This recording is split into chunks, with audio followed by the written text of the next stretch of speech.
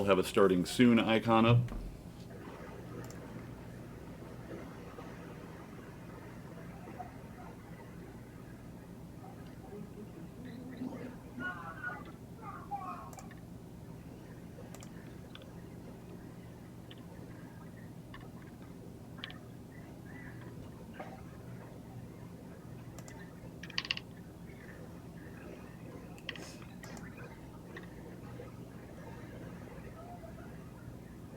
Besides, there's a dice roll around here. There is a dice roller on here. There is, but you need different kinds of dice.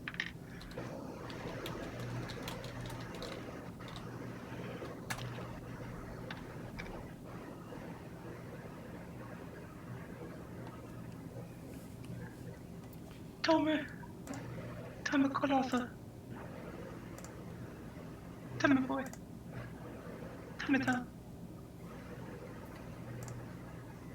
Oh, Tommy Tom.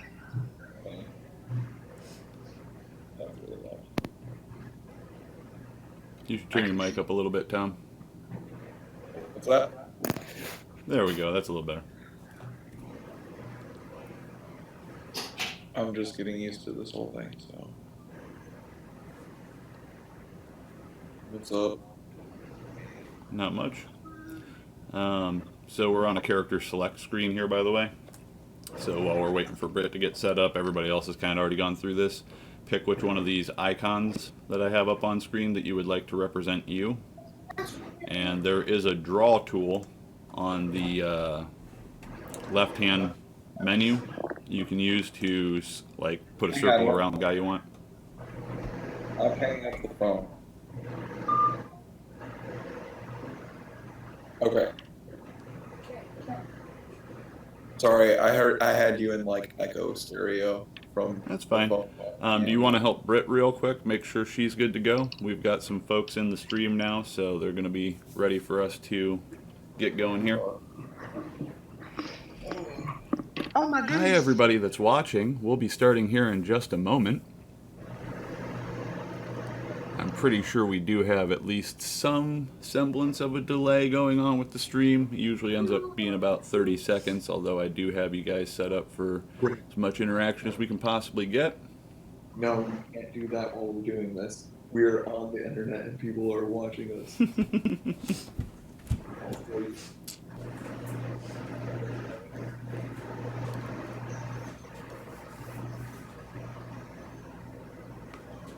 So give us just a little moment here, folks, while everybody finishes getting logged in here to the game.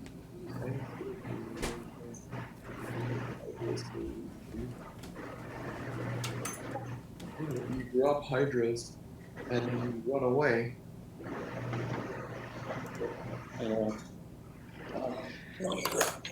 If you click on the little speaker icon right below, or like right above your name, you can mute your microphone if you need to mute your microphone at all for a bit too, by the way. Oh, that's perfect. There you go, buddy. Well, that's what I'm saying. I wish I had watched this whole tutorial on how to use all this stuff ahead of time. What are you doing? It's okay.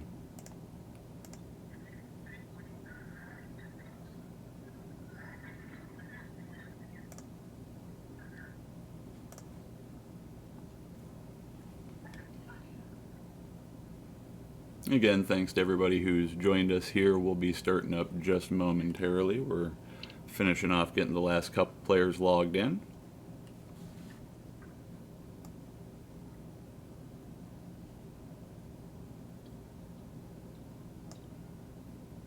Tom and Ben, did you guys pick characters? Ben definitely did. Okay. Tom, if you want to pick one of these little dudes to represent you during the game.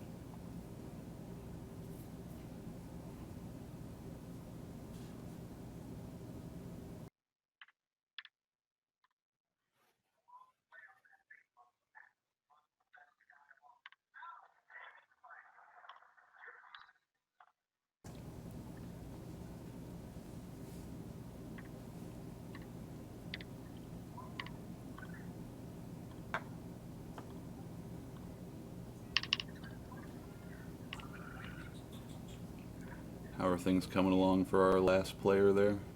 Oh, looks like she just got in there. Alright. Alright, I see you, Tom.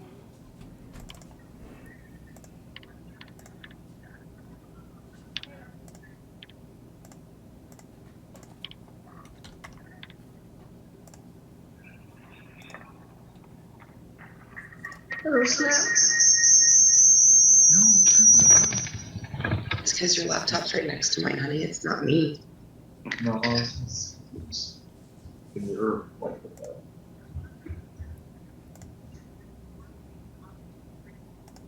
It's not me.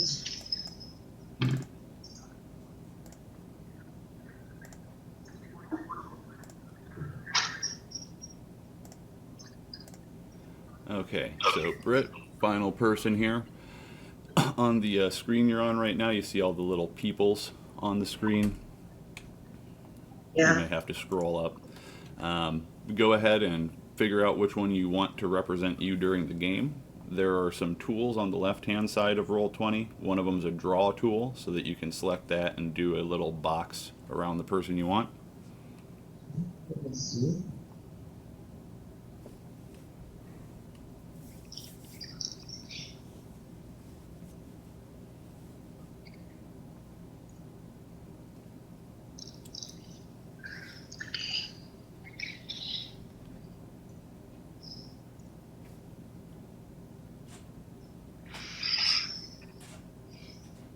Hi.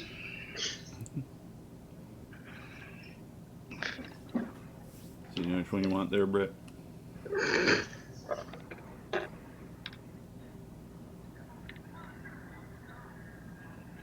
Ah. Huzzah. So I'll set that to you. I don't know what I'm doing. Okay. 40.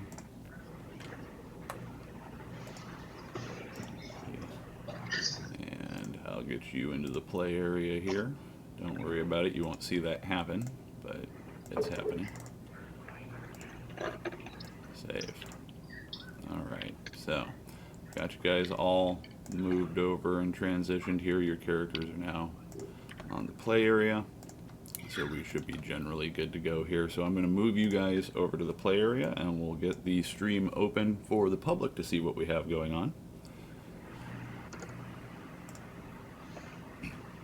Now on the play area, you may have to scroll down a little bit to get to where the characters are. Much of the map is going to be blacked out to you guys because of the fact that we're using dynamic lighting and vision area, so you can only see what your character can see. Now let me go ahead and bring the rest of our viewers in. So we'll get switched over here. Hi everybody. I know you guys have a little bit of a delay, so you probably don't see us quite yet, but welcome to the official Hunter's Books live stream. As you can see, we're in Roll20 here today, and we're joined by a couple guests down here via webcam.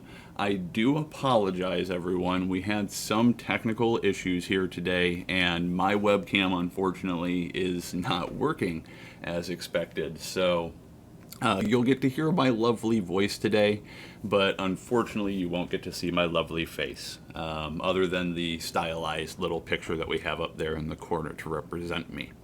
Now, with that said, today we're going to be going through the House on the Hill scenario. This is a classic scenario from first edition Outbreak Undead. We're going to, of course, be playing with the second edition rules here.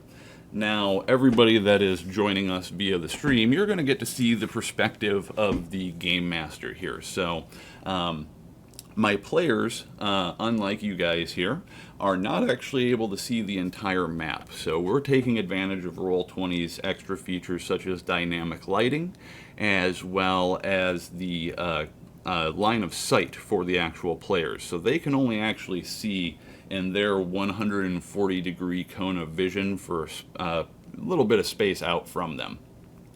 They also can't see through walls, so we do have some fog of war here, blocking out areas of the map to prevent them from seeing them ahead of time. Now, as you can see, you guys will be able to see all my little sneaky little surprises and stuff like that I may have for them throughout here. And a lot of stuff I've kind of tucked off the side of how to run the Now, with that said, the map that we're using here today is actually provided by DramaScape, and there are a couple levels to the map. So we do have a downstairs and an upstairs for the house on the hill scenario here this time around. And I've kind of already pre-configured things.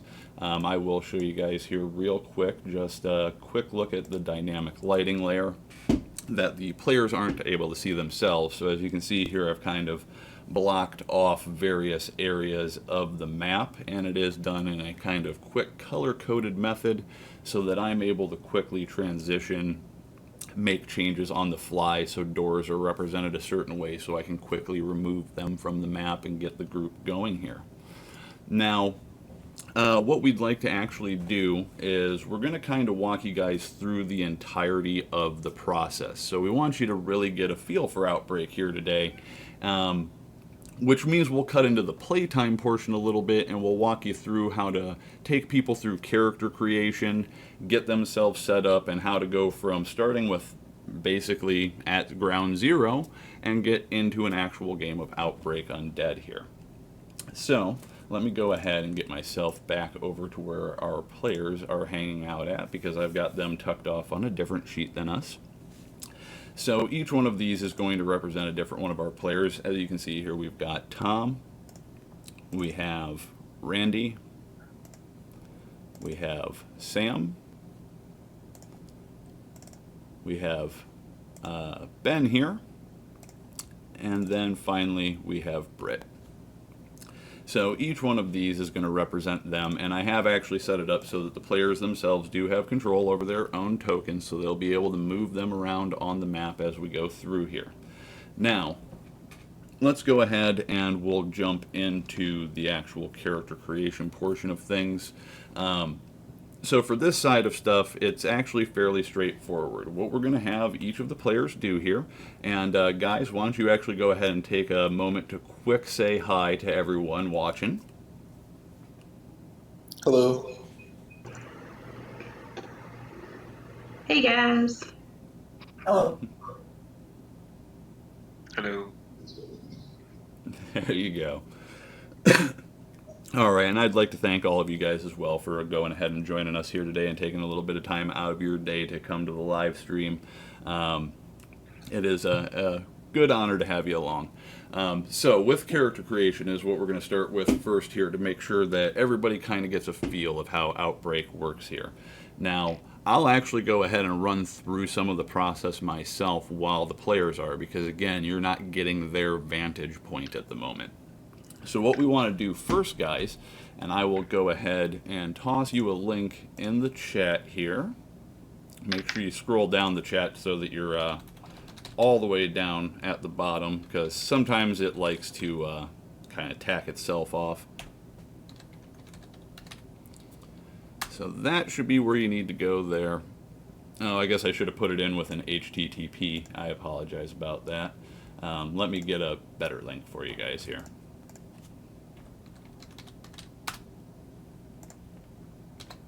For you following along in chat. There you go. That should make it an actual link. Try to make sure you do it into a new tab so you don't just exit the game on us and have to jump back in. But yeah, what you're going to want to start with when you do character creation, there are technically a couple of different methods that we're going to be utilizing in 2nd edition, and we've already given you guys a kind of little bit of a sneak peek look at that by doing the starter kit and all of the stuff in the Game Master's Companion. But what we actually are going to have is an option for 3 different methods of character creation.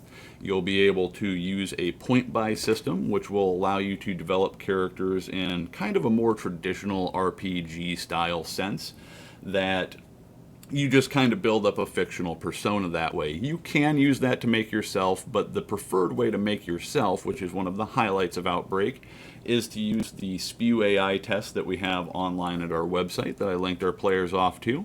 They'll be going through and answering the questions on this. As you can see, it's just a basic 40 question questionnaire here where you go through and answer a few different various questions about how you might react in various situations or how you think you might stack up to the rest of humanity out there.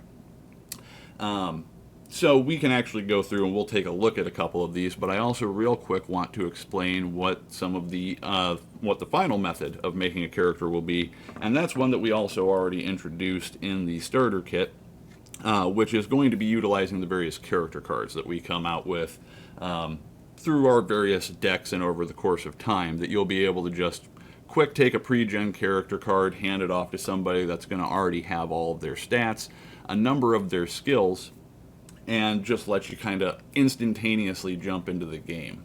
But we like to focus on the play yourself as a character, obviously, due to the fact that that's just a little more of a unique touch that Outbreak offers. So the players will be going through here, and I'll let you guys go ahead and you can take a look at like this question. I'm just going to pick a random answer on here. We'll let the other questions stay up for a few moments, and I'll go through a couple of them just so you can kind of see what the process looks like. And how are the players coming along there with the questions? You guys making it through okay? Yes.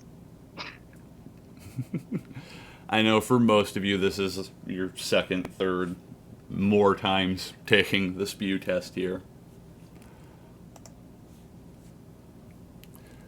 But yeah, as you can see, it's a fairly straightforward questionnaire.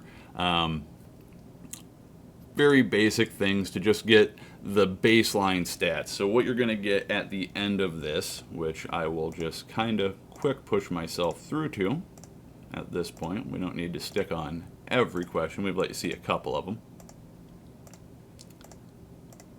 Here we go.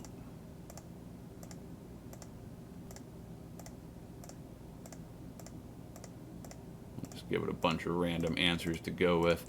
But the end result is that you're going to get your core attributes for the game. So your spew stats, as it were. Strength, perception, empathy, and will. Now, with going excessively randomly here, the character that I've generated is pretty atrocious, to say the least. They've got one really, really bad stat and a few other ones that just aren't necessarily the greatest. We didn't even hit 30 on a single one. So, yeah, obviously going with the random results may not net you the best stats all the time, but that can be a way also to generate a quick randomized character. So that's the spew AI in a nutshell, and that will get you your core attributes. Have you guys managed to finish that off? It's all right. You're actually trying to legitimately answer. Randy, you're done. Perfect, perfect. Now, Randy, I'm not sure because, again, we're still also a little new to Roll20 ourselves a little bit here. Can you see under the journal area if you can just add your spew stats to your own character since you... Ah, yes, it looks like you were able to. Awesome. Yeah, under the attributes and abilities. Yeah, and the abilities is something that we would like to add in the future if we do end up doing even more streams and things like this nature outside of this. So what the abilities would do is they utilize what is known in Roll20 as macros that would allow us to just quickly do some of the roles that exist in Outbreak. So we could pre-configure and code some of the roles, but we haven't done that for this particular run-through. We're going to be utilizing mostly the faith method. I'm not forcing the players to use the online dice roller. They can roll their own dice they like. We know all the players involved here, so we trust them. But yeah, as you can see, they're using their official hunter's dice there, a few of them. And some may go ahead and use the roller, so you may still get to see a few up there. And I'll probably use the roller as the GM just so you can kind of see what rolls I'm getting in the background here. So we'll let them finish out everything that they're getting going here. And while we do that, I'm going to go ahead and grab a couple of additional details here for our game. So how's everybody in the chat doing today? If anybody actually wants to utilize the chat, some people might just be watching us and might not actually have the chat open, which is absolutely fine. But you're welcome to come into chat and interact with us and say hi and ask any questions that you might have as we go along. And do any of my players have any questions? Nobody? You're all such a quiet bunch.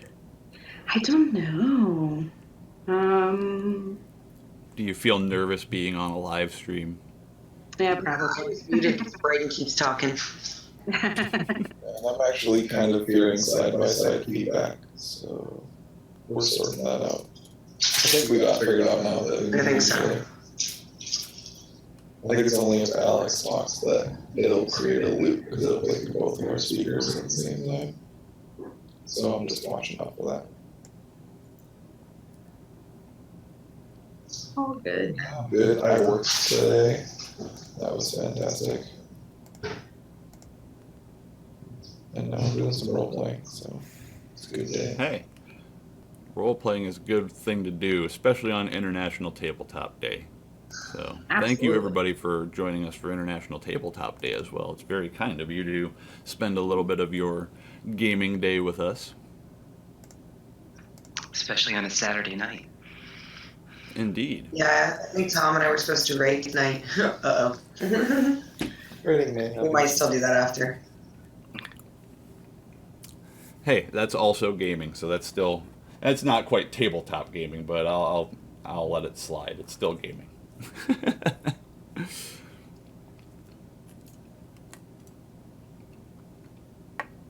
All right, so folks, what they're doing is filling out the Spew AI here. Now, another bit for any of you who aren't aware, potentially, is we do have the character sheet for 2nd edition available on our website, so you just go to Downloads, Outbreak, Undead.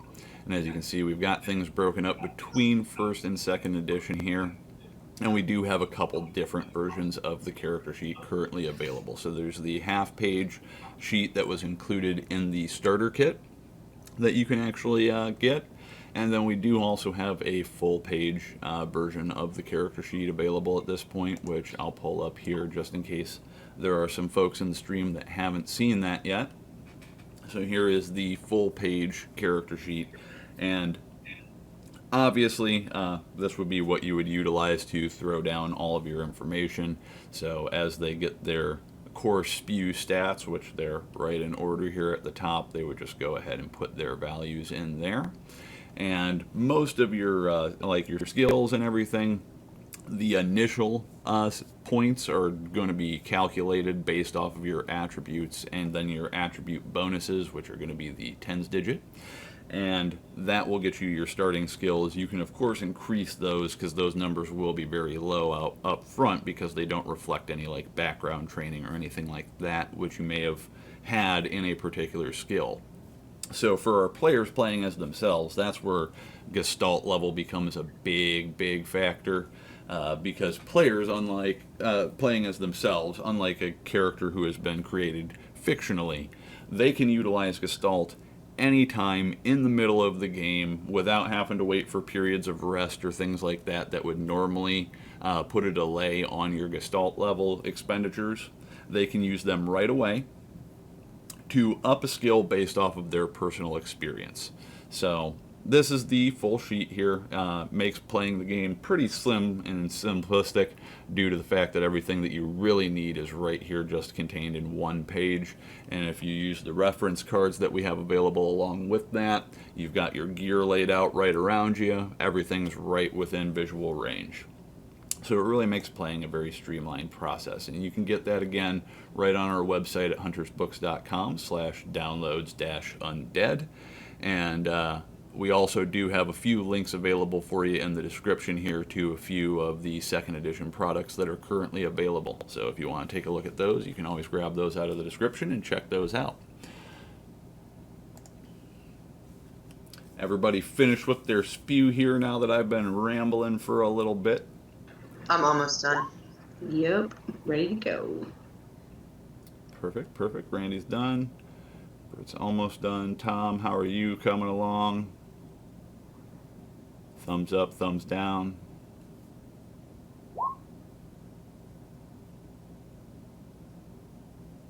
$20.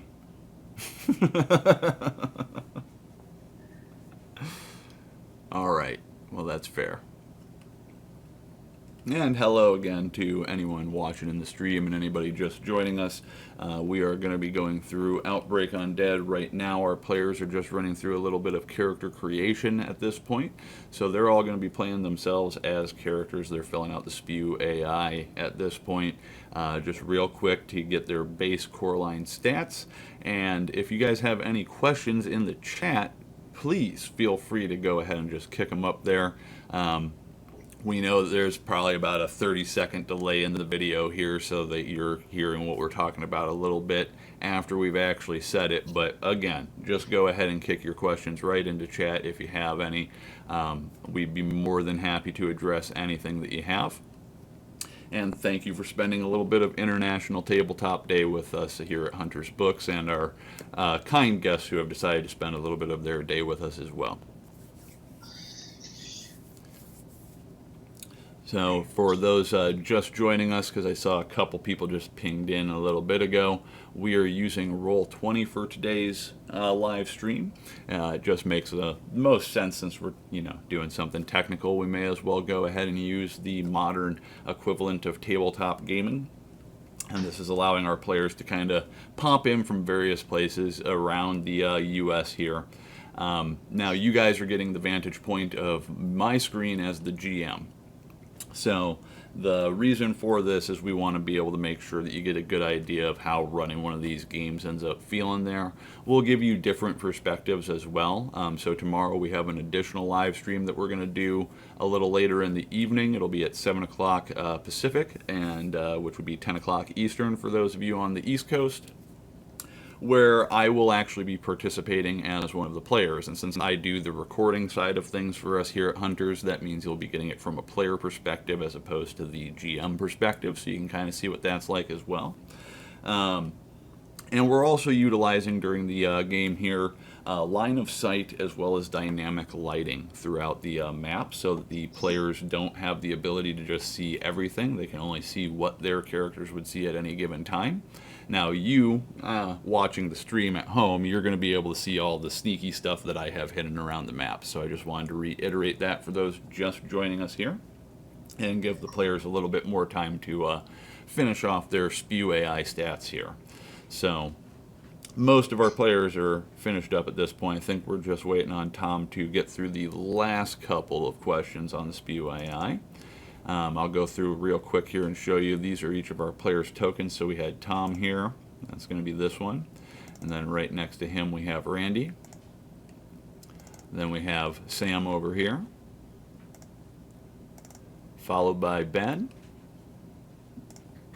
And finally, last but not least, we have Britt here down at the end of the hallway.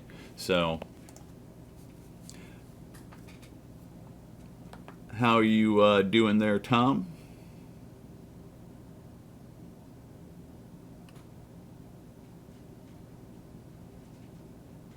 You're muted still, just so you know.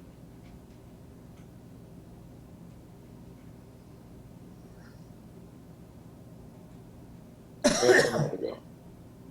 What? I have 10 more to go. 10 more to go. Okay. So we got a few more questions to go there. Again, if anybody in the chat has any questions, what they're doing is filling out the Spew AI. For the players there, let me just double check, see if any of you haven't done so. Looks like Ben got his. So Britt, on the right hand side of the screen over where the chat is, there's some tabs up at the top. The second one that you should have, if you mouse over it, should be Journals, and in there you should be able to see your name in a list of characters, and you can pull that up, and under the Attributes and Abilities tab that pulls up, you can put your stats in. Okay. And Tom, you'll be able to do the crap, same I once you didn't get screw that one the up. last couple in there.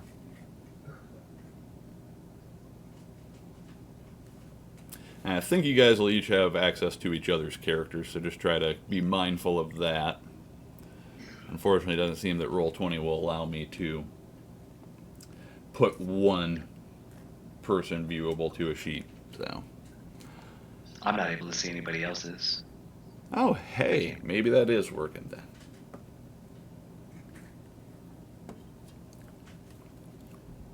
It's hard. I've never actually used Roll20 as a player, so you guys have a totally different view than anything that I'm even used to.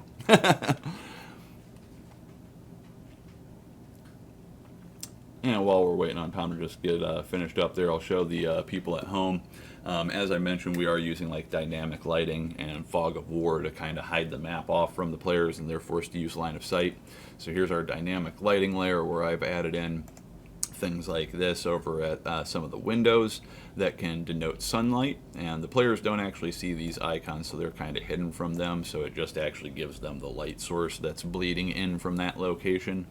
And we've color coded this so that I can quickly and easily change things up if necessary. So we've got things like doors being red, so I can open up that area for them, curtains being yellow, so if they choose to pull curtains or not, they can do so, and we can have the light properly interact with the room then at that point. So it should make for an interesting experience on the player's side of things. Now the unfortunate side is since you guys are watching me on the GM screen, you're not going to get to see any of that cool effect. You're just going to get to kind of see everything on the map, but that's kind of your treat. And I do expect you guys as players not to pull up the live stream and cheat.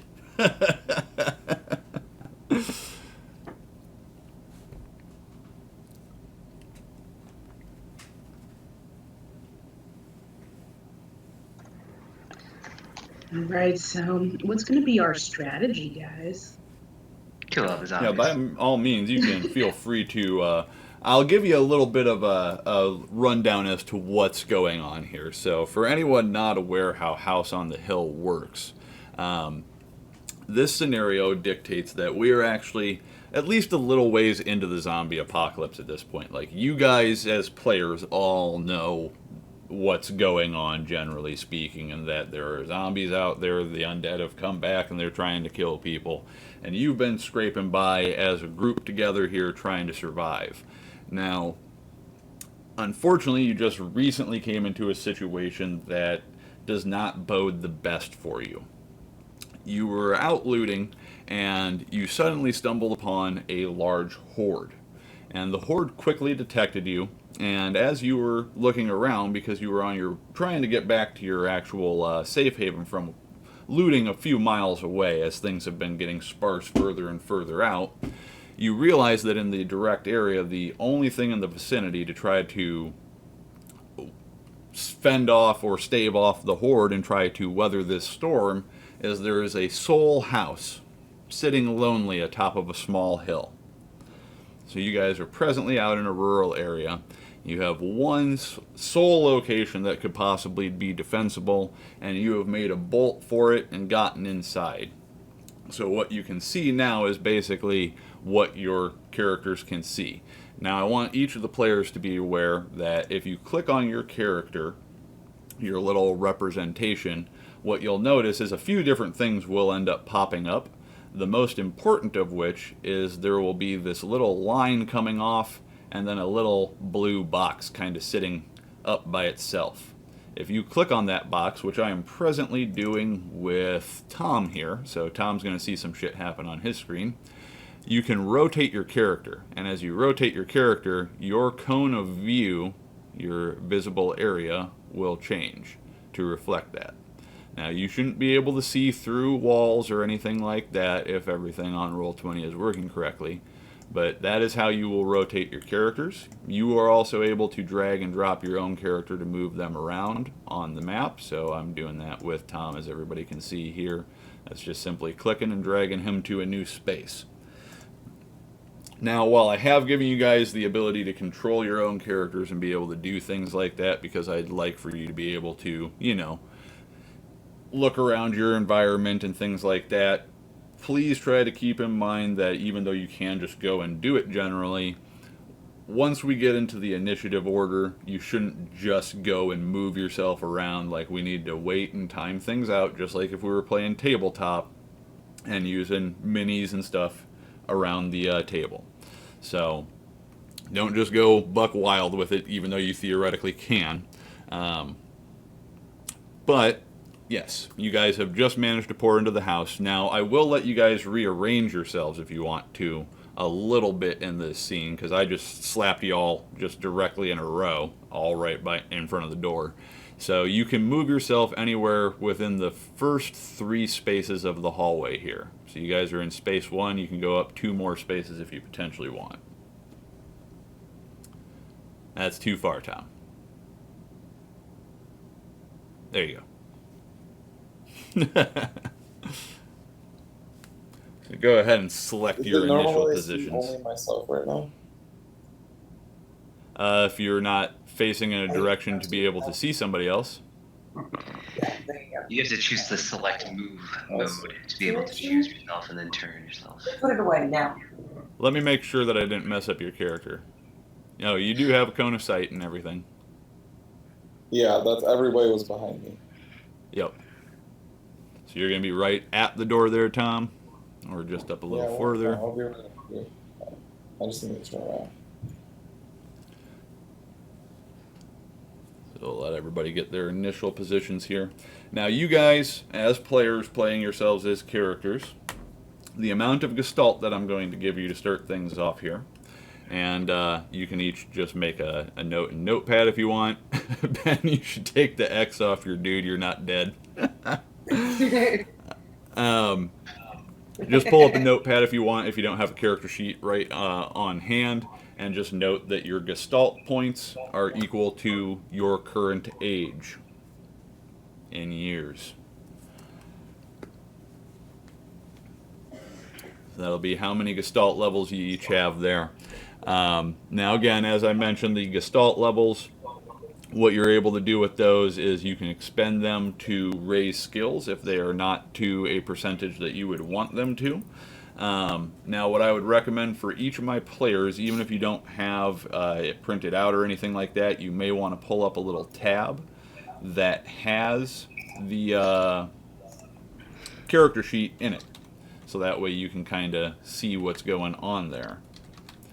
Now, I will give you a link to get to the page to grab the character sheet in the chat here. So if anybody's not on the chat, remember to scroll back over to it.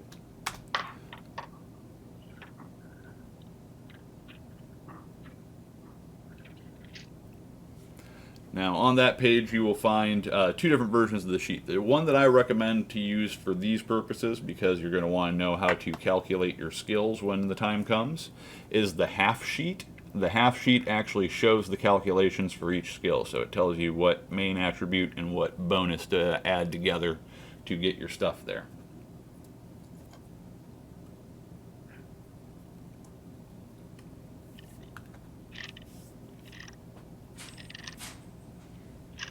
Do you actually have a stack of them there, Randy, for you? Yeah, buddy, Look at the from the starter sheets kit. from the starter kit. Yeah. That's the way to do it.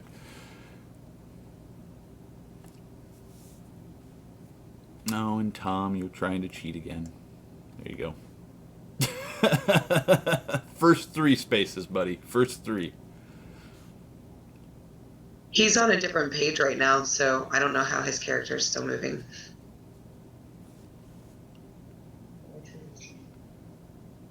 You're moving your character around right now. Well, yeah, I mean, that's because you said go ahead and play around with your character. You can move me back, go like here. Yeah, Down. here. Oh, No. All right. Stop moving it.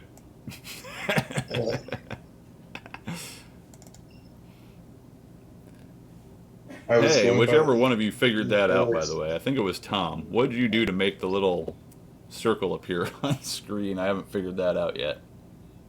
It's a little joystick button. And yeah, you can all sorts of stuff. Nice. You have a gear and a little Joystick button. Button does all of your little pictures. So I'm in snail mode. I'm in death mode. Ninja I'll snail stop mode. throwing status effects on yourselves, guys. Okay. Ninja time snail. So the next thing that I want to touch base on with each of you guys is that, like I said, you guys have been surviving for a little bit of time here. So you can each have roughly 5 CU worth of gear that you had on you because you were going out on a scavenging expedition. Now, for that, the way this is going to work, to simplify it a little bit, is we'll go through each of you one at a time here. You give me an idea of what you're hoping for, and I will let you know how much CU that takes up and what potential little abilities that it can give you. So you'll want to note these on your little notepads there that you are also noting your Gestalt levels on. And we'll start with Randy. Okay. Now, there will be some limitation to this. Like, I might not let you have, like, crazy things like a bazooka or a howitzer or something like that, but I will let you get away with a fairly good amount of stuff as long as you're within the CU limits. How about a handgun? Would be good. What are you thinking? The Halcyon? Halcyon 9mm? I can live with that, and since you've got that card yourself, you can just go ahead and hold on to that, because those are the correct stats, I do believe. Okay. And maybe a backpack of some kind? Sure, that would be logical to have, since you were just out on a scouting mission there, so that is perfectly fine. You're up to 2 CU's worth of your 5. And maybe first aid kit? Sure, I can go with that. Okay. I think that'll be good for now. That'll be good for me. Any extra ammo?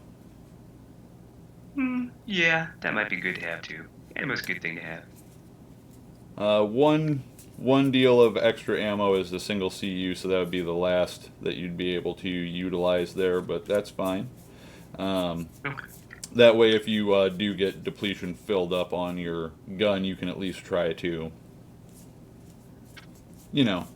reload, stay alive a little bit longer, since you don't have a melee weapon in any of that. Yeah. So, Relying on Sam, any ideas of what you might want? And do you have some of your own cards? Because you had a starter kit with you. Yeah, I have some of my own cards. Okay. I am taking a quick look at that right now. I am with Rainy. I like to take a medium backpack.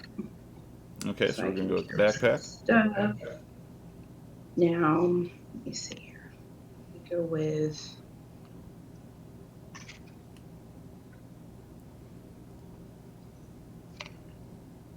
Okay.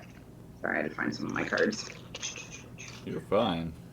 I do have first aid training and stuff, so I would also like a first aid kit. Okay, so we got 2 first aid kits in the group. Might be able to do some patching up if necessary, and you get enough of a breather. Now, what I'm going to do, just in case people were wondering, players and viewers alike, there's a couple options with House on the Hill when you start off. My personal favorite is to give the players a couple of rounds through combat before letting things kind of blow up in their face and having all the zombies start trying to break in, so that gives them some time to, board up doors, things like that, scour around for supplies if they want to, and see if they can find anything of use. You can also start with the zombies already banging on the door, but I find that a little rough on people, so. Anything outside of your backpack and first aid kit? Yeah, I need a weapon. I am. Usually a good idea to have some kind of form of self-defense. I am.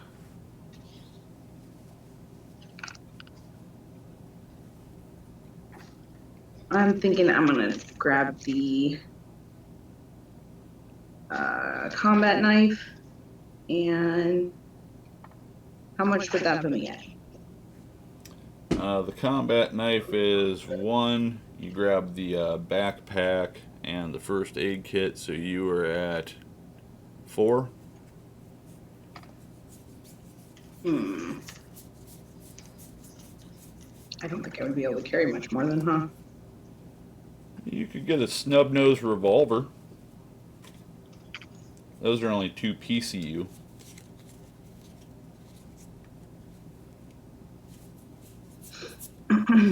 What about... I'm trying to check these cards, but what is like the machete or baseball bat? I like to go Should be on your melee. card if you have the card. Baseball bat's 1 CU, 1 PCU. I don't remember the machete off the top of my head.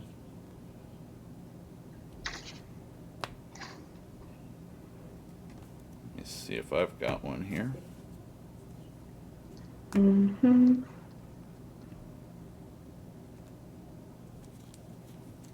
Low quality multi-tool.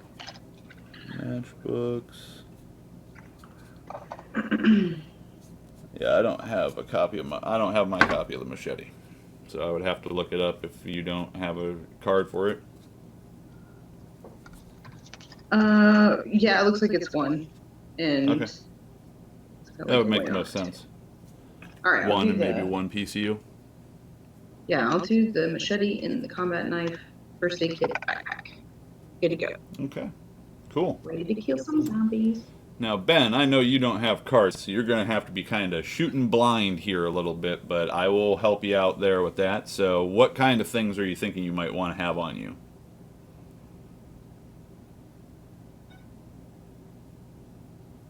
If you're talking, I can't hear you. You might have yourself muted.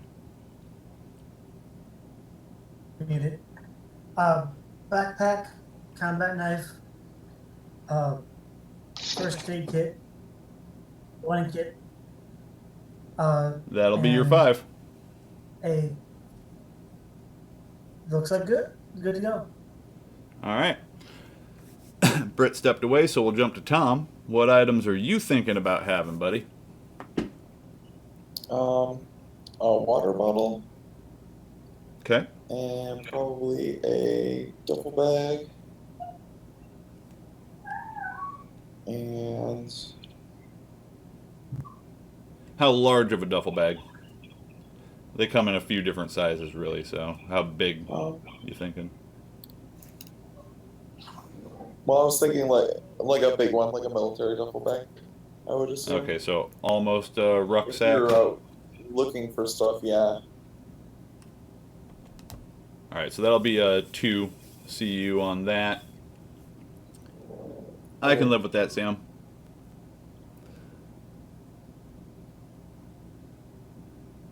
And yeah, your canteen doesn't even come out to a full CU, so you've done 2 CU on the duffel bag. You wanted the canteen. What else? I don't know. Any kind of weapon? Dude, you need a weapon. Crowbar? Ooh, that's I was Crowbar? gonna say my bare hands, but I probably would have a crowbar too. Cool, that's a good one. That's also a handy tool to have with you while you're out and about. So that's going to be, that's 1 CU and a couple PCU.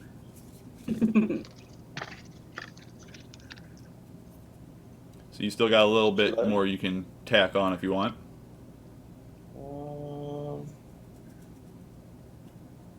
You can grab like a multi-tool.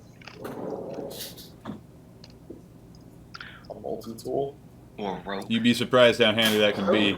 Even as a last-ditch weapon, your you can use it as a stupid shiv. Use that bad boy as a shiv. Oh, one of our viewers is screaming, lockpick, lockpick. Thank you, Aaron, for throwing out your suggestion. Lockpick. Granted, I don't think any of our players are actually all that experienced with picking locks, but it could still be handy to sure at we least break have the the door tools. down. Not a lot. What's that? You breaking the No, door one down thing. first.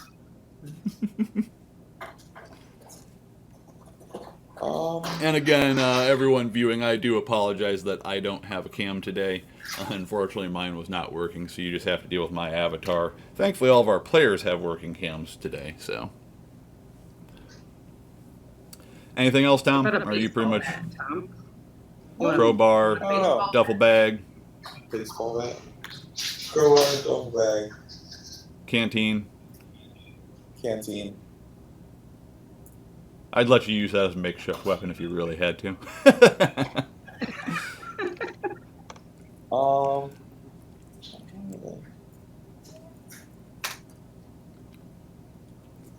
Some kind of knife. I'll take Randy's idea and do knife and rope. Knife and rope? Okay, I can live with that. That actually is probably going to put you technically a little over, but I'm going to let you get away with it. Make sure you note that in a notepad so you know what all items you have. I've got the various gear cards, so if you need to make a roll with it, I can let you know if there's bonuses and things. But as you guys and hopefully most of our viewers tend to know, typically the way we try to set things up in Outbreak is that if you're using it logically, there's probably some kind of bonus or something that we've created that applies to that situation. So just think about how you would normally use the item, and you'll be good to go. And I will let you know what bonuses you get if it comes to it. Britt, you are the last one up to figure out what kind of gear you want to start with. Again, we're not letting you just get anything you want under the sun, but you got some pretty good leeway. Are you good at firearms, Britt? I have no idea. I mean, in That real would be a life, no? yes. I mean, I've shot several weapons in my lifetime, but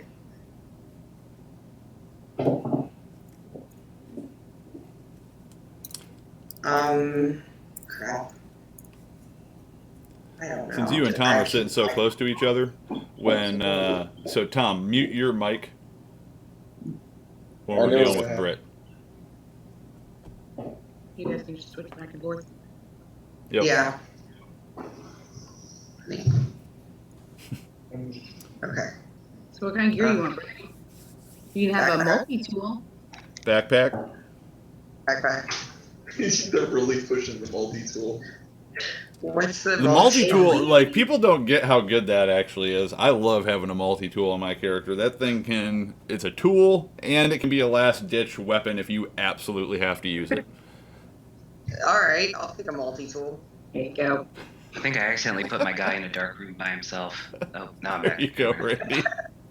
I don't know how I did that. So. Maybe like a water bottle or cantina or something. Yeah, I can live with that. Cantina. A couple people have one of those, so that honestly makes sense for the stuff to have while you're out. I don't know, because I walked away, so I really don't know what other people have either. So I'm like, We've got a couple first aid kits in the group. We've You need got a some weapon. rope. Yeah, you have no weapon yet. yeah. Weapons. So do you want a gun, Yeah, I'll take a gun. or do you want to go melee? Gun. Kind of gun. Pistola. You want a Revolver? I don't know. full-fledged? Do you want a full-fledged 9mm, or you want to do something like a snub-nosed 32? Preferably a 9mm. Okay, so that'll be a full CU. You can go ahead and note that down. Again, we'll let you know what you need for special stuff on that. Okay. All right, so we've got the water bottle, backpack, gun. You want some extra ammo, you said? Yeah, bullets. Okay.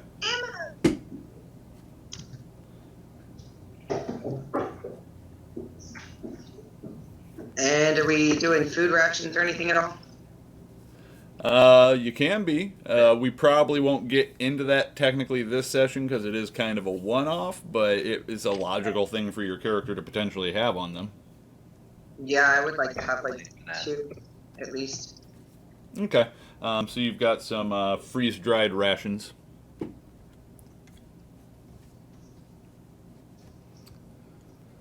Alright. All right, so that covers the that essentially for everybody watching along as well. Basically covers what character creation is. Now there you can have more to it than that. For instance, these guys could go ahead and pick traits and a few other things, but I'm assuming everybody wants to kind of get into the meat of the action. And again, traits are not something that are actually required. So one of the things we hope people definitely know about Outbreak is when you look at the books that we put out, since it is a zombie survival simulation RPG, that simulation point is one of the key points. Basically, when we write the rules and when we're coming up with Outbreak, we need to try to take into account every little nitty-gritty aspect of what might be going on, because some people will want to use the system as a very detailed simulation, and so they will want to use all the rules, which does bog down gameplay and it makes things go slower, but it gives you a much more realistic result in the end.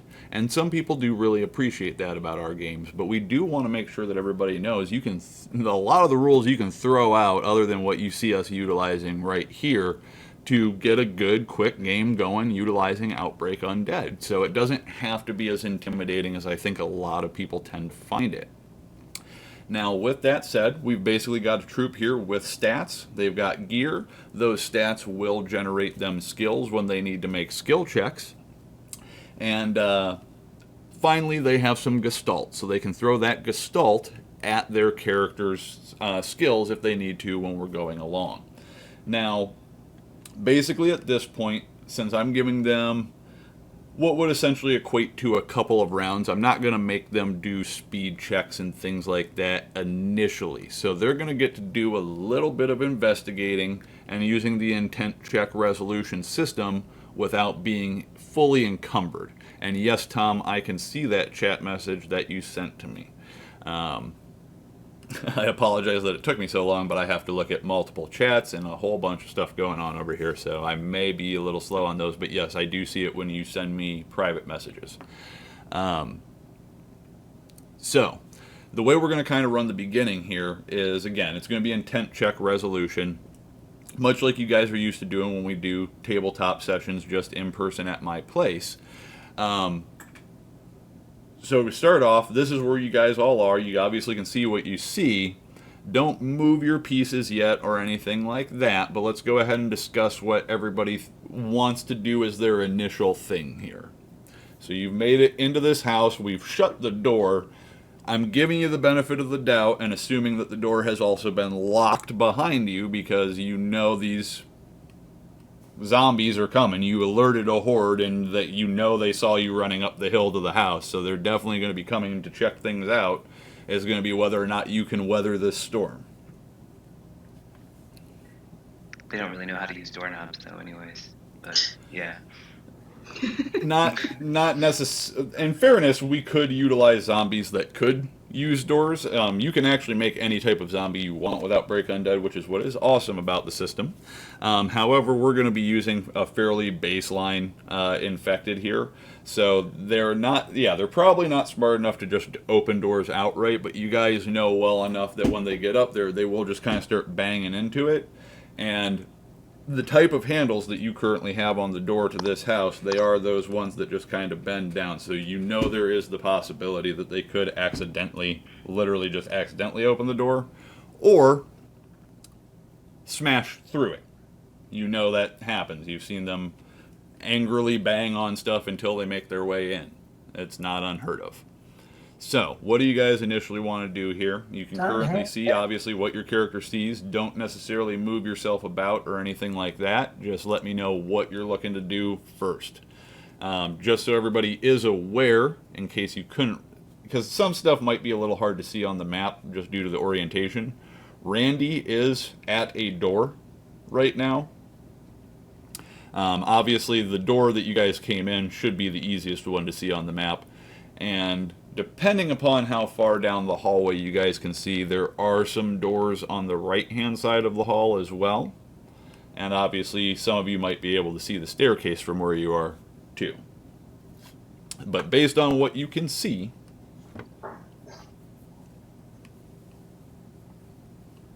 I want to open the door.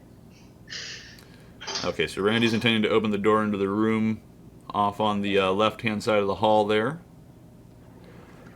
You can probably, depending upon what speed you guys want to move at, and by the way, the speed that you move at will dictate how much noise you're making in the house as you meander about. But the speed that you want to move at will dictate how far you can get from the positions that you're in.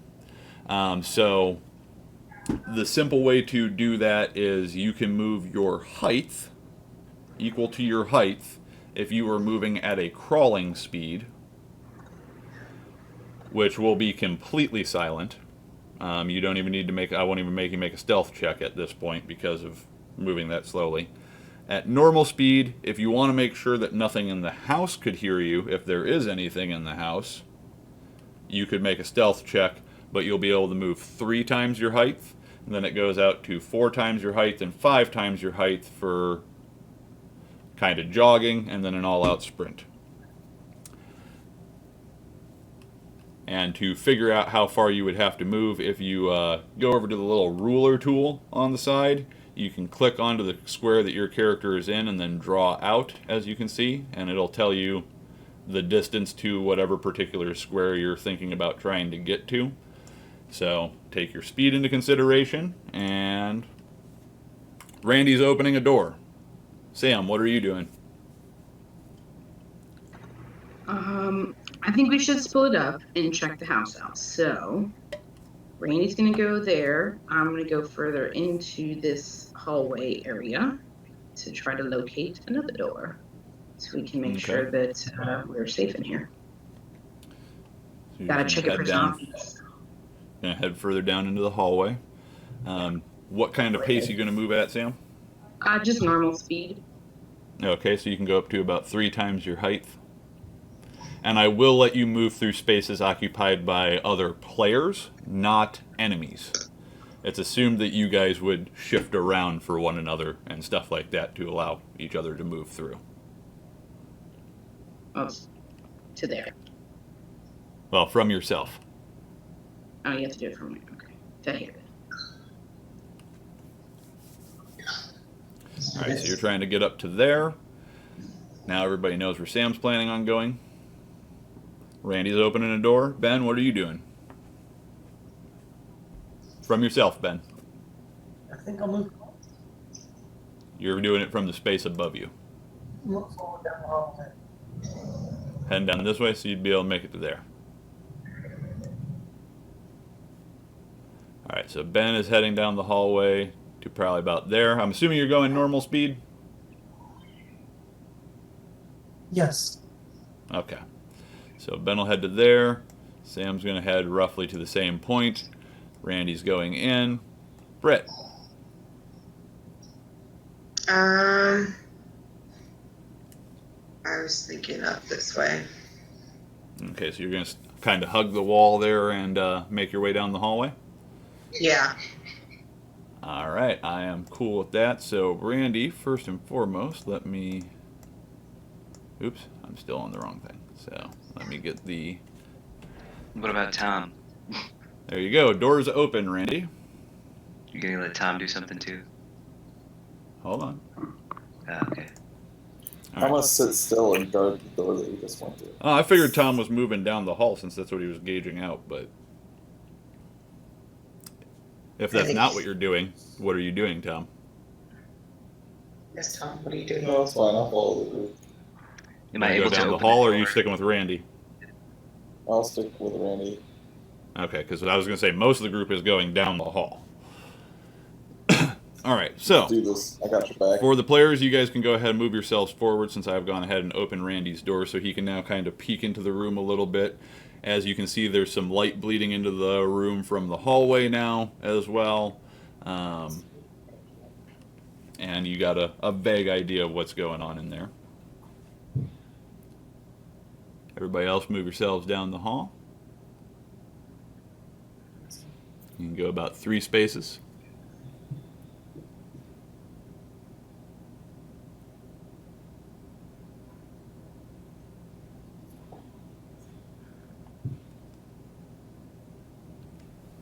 You gonna move yourself, Ben? Yes. Cool. Why I don't see Randy. He's to the left of you. Yeah, I'm just to your left. He's right Oh, there. this guy? Yeah. Okay. Dave Navarro. Can you give yourself like an icon? Because I can't really see your box that well. Why is your screen so dark? Technical difficulties. Yeah, perfect. Oh yeah, I guess we're gonna do that and get a little easier. You just his character. All right, blends so in based with off of the what you guys are seeing now, we can move right on to our next intense. I went to step inside the door that I opened. How far into the room you going? Well, once I can look in the room and see it better, I could probably gauge it. Right now, I don't see much of anything in it. Oh, wait, I know what the problem is. I forgot that we have to do He this. stuff on you. He does. Got a dark little head. I'm gonna go over towards Quit this being door. evil GM, Alex. I have to manually remove the fog of war. Oh, I see a little bit. I see bits of it.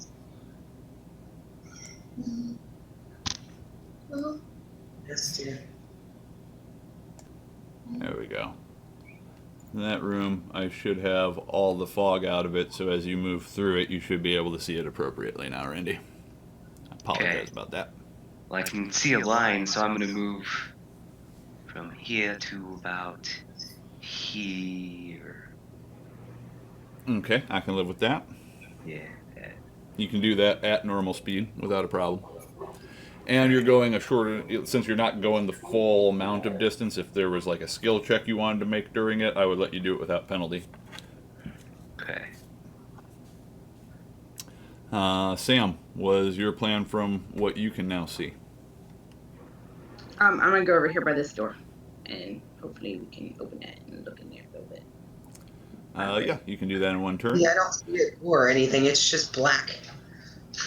Well, you should sort of be able to see kind of the frame on the wall. It's really hard to see the doors running along the walls, unfortunately, just due to the angle of the map, but you are standing one space away from a door, Britt. Okay. All right, so you're going to move over to the door, Sam. Ben? Looks like Sam's getting ready to move across the hall there. We're gonna move across the hallway over towards that door. And also. Okay, so you're going to follow along with Sam? We need to eat. And Britt, are you also heading into that room? Yeah. Let the women Okay. and children lead. It's cool. And We're Tom. sisters. We got this. Right. Randy's stepping into the room. Are you following behind him, or are you sticking in the hallway? That's you. I will. I'll follow him then. So I'll probably head in You, Brett. this way kind of direction. Yeah, you can do that at a normal speed. That's basically, let's see, were you like 6 foot there, Tom? Like 6.5 almost. Okay, so you can go like 18 Like feet 18 feet? potentially. 18. I'll let you push the 20 if you really want to push that 20 spot. No, it's okay. I really just want to get a lay of the land. See that, the 'cause room a I little also better. can't see a whole lot at the moment. Yeah, I only see Okay, like a since- streak of area.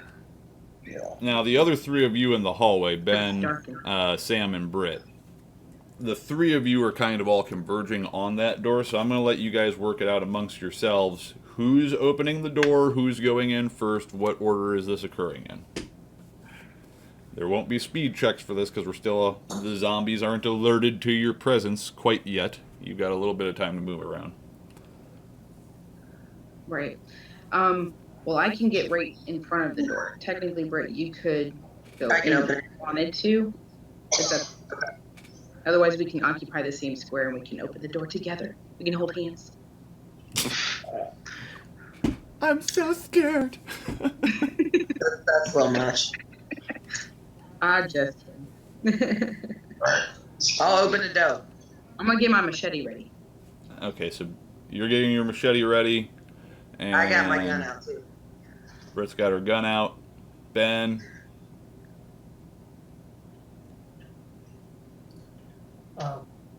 Call my combat knife out. And are you going to go into the room, or are you kind of sticking behind the girls, basically? Like covering their I'm flank, sitting behind the essentially. girls. I need somebody to protect me. I'm a chicken. Well, I mean, you're basically holding the flank then, so it leaves you in the other dangerous position. It's the person in front and the person in back who are theoretically in danger. Alright, so Britt's going to go in first, Sam's going to go in the middle, and then Ben will go after that. So let me make a couple modifications here for you guys. We're going to remove the door. Oop. Hey. Hey. Alright, door is moved, and then I need to reveal to you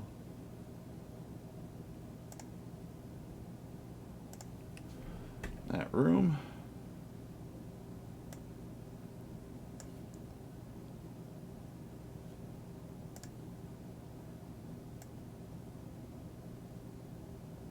Hurrah.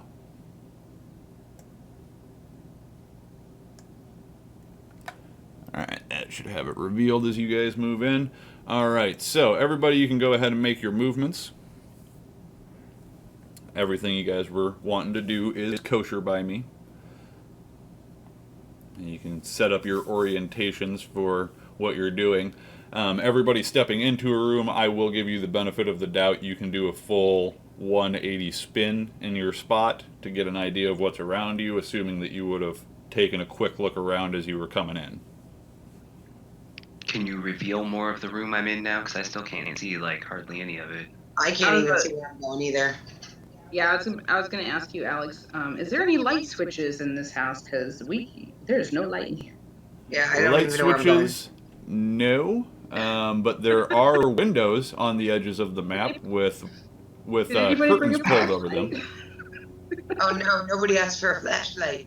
Oh, there are No, you curtains didn't. pulled windows. But there are curtains pulled on windows. So now, if you open them, one, it makes the inside of the house more visible to things outside, which can rile things up if they see food inside. But it will give you more light in the house. So it is a catch-22 sort of. I may go ahead, actually. Let me. Well, I'm pretty sure I'm in front of the door, but I'm technically not sure because it literally is just all black. Yeah, I don't Hold on. even know what Hold on. character right now. Until, I mean, I can see that there's like a window afar to the right. I can't see anybody anymore. It's really That's dark. what There we go. The window breaks. It happens. I'm changing the visible sunlight and the areas where it's at. So guys, just give me a couple seconds because I need to do it to the things that are tucked behind windows right now that aren't actually lighting your area yet. So much better. So am I supposed to be on the same space as Sam then, or right in front of her, inside the door? Where am I supposed to be? Where you It's said up to you were you. going. You said you were going into the Fine. room, so you should be probably Right. one space into the room. So you'd be one space right of me. Is that correct then? Holy crap.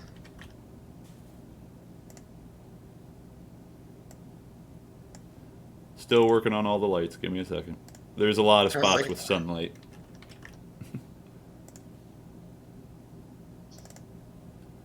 And you guys will notice, because I tried to make it somewhat realistic here as well, some of the curtains are actually cracked, some of them aren't, so some of them are already bleeding light into the room, others aren't. Yeah, that's kind of cool.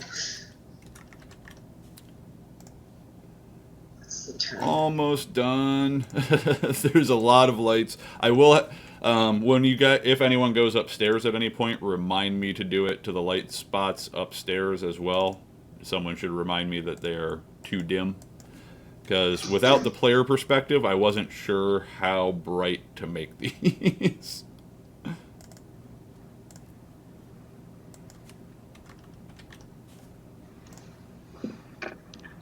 This is such a cool program. I love doing this. Okay, so all the light sources on the first Yes, floor that's should neat. now be set. Again, you guys can pull curtains and things like that if you end up wanting to. So yeah, reset on all those. I'm not sure exactly how well you guys can see and things like that, but again, it's supposed to be a little creepy. You're not supposed to be able to see great in here. Like I can screenshot it and send it to you so you know what it looks like for me. I'll get to see it tomorrow. I'm going to get to play in a session with Chris running. So, Nice. which, if anybody in the current session wants to join that tomorrow, you're more than welcome to. It's late, though. It will be 10 p.m. for you folks on Eastern Time, 9 p.m. for those of you on Central Time, 7 p.m. for those of you on Pacific Time. How long would the session run? Like 4 hours? At max. So it'd be done by 2 a.m. at the latest, possibly shorter, depends. Not sure what Chris actually has fully in store for that.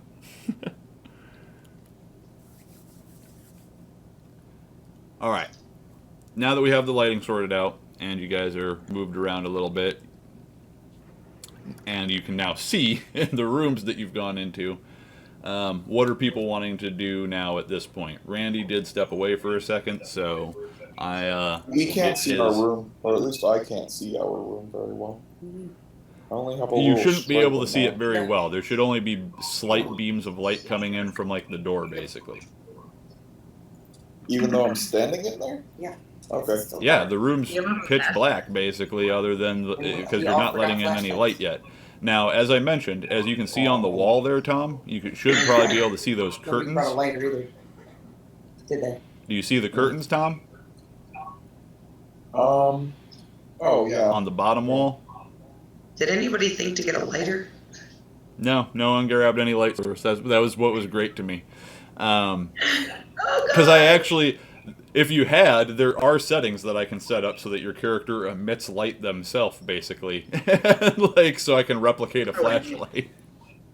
I'm really sad. Can we emit like a small amount of light ourselves just for visibility's sake? Nope. No, you Like can literally, I'm open standing next curtains. to Randy, but it's saying I can't see half of his head, so I don't know what I'm supposed to Open the curtains in the room for the 20th time. If you want to let light, These two. do. Where they over here? there are some over there, and there are some southerly in the room as well. Like this way? More like, let me grab the ruler. Like, that is directly on the curtains now. Okay, so yeah, like there, which is perfect. So, planning to move there and open the curtain to the room so that you can get some more light in there. Yes, I'll even Help go you so far as to say, let's get some more light in here. All right. So, you're moving over there. Randy, as he's doing that, what are you intending to do? I know the room is hard to see right now, and light will be coming to you in a second. And I will make sure you have the light before you actually make your movement, but what is your actual intent while that's going on? Probably to move over this way more into this area. Get further into the room? Okay. Yeah. So I know what you guys are doing. Just go ahead and grab the bag. It's going to make some noise. It's fine. Britt, being the lead in the room that you went into, Yeah, and I'm sure based on the beams of light that you can see, you have a rough idea. I'm headed this way. Okay, so you're pushing into the room. Yep. Now remember, you can go at a faster pace if you need to. Yeah, no, I'm good. I'm gonna stay with steady pace right now. Cool. Essentially, to kind of pull flank, or are you actually stepping into the room, or are you leaving the girls and heading down the hall more? Step into the room to follow them in. Alrighty.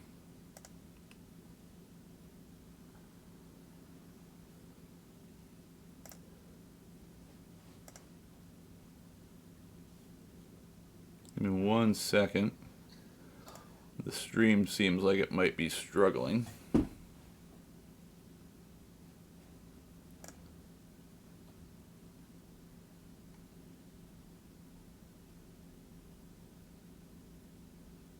Says that it should be. Oh, there we go. Okay. Stream health came back. I apologize, folks, if the stream got a little choppy there for a moment. I'm not quite sure what was going on with that. Maybe just a little lull in the internet connection. We were still running fine on our end, so I don't know if it got too terribly choppy to you. But so you were going to follow them in, Ben. Sam, I assume you're following Britt as well. Yep. Okay, and I know back what there. Randy's plan is, so first and foremost, let me go back to our lighting level. And I need this. Whoa. Grab that. Grab that. Tom pulls the curtain open. I can see so much. So much light. So Light on. that curtain is Yeah, now do open. Yeah, no cheating. As you can see, there are a couple other curtains now that you can probably much more visibly see that you can try to pull open in the room as well to add even more light to your situation if you need to. Randy, you can go ahead and drag yourself the 3 paces in that you were intending to, as long as you're still comfortable with that. Am I able to see what's on this table here? Like, what's You can do a spot listen, which would be a quick just spot over the table, basically, or you can do a search within the room you're in. And girls and Ben, you guys can go ahead and drag yourselves to your points in the room.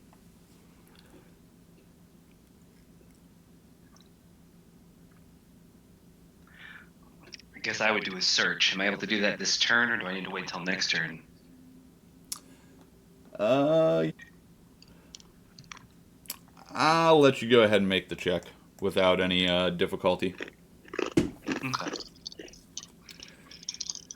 Now, I would like you to go ahead and do its 4 speed dice along with that, and let me know what the results are on that to get a rough idea of how long you spend searching the room. And everybody, I'm going to step away for just a moment to utilize the restroom, and I will be right back. Oh, I actually succeeded on my roll. Slightly.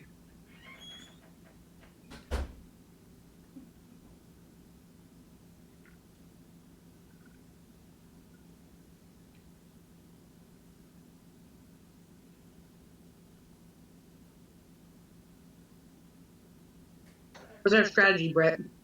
We're gonna go open one of these curtains so we can see in here. That's what I was thinking.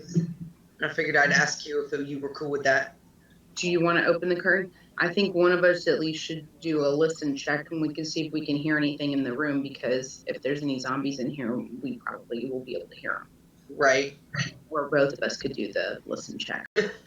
I do not drink Mountain Dew, Ben, but I also drink Sprite, so there. This is the first 12-pack of Mountain Dew I've bought in almost a year.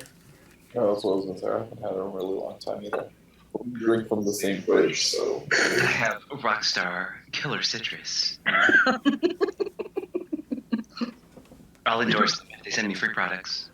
Well, get our campaign on so we can keep this game going and try to Right. survive as long as possible.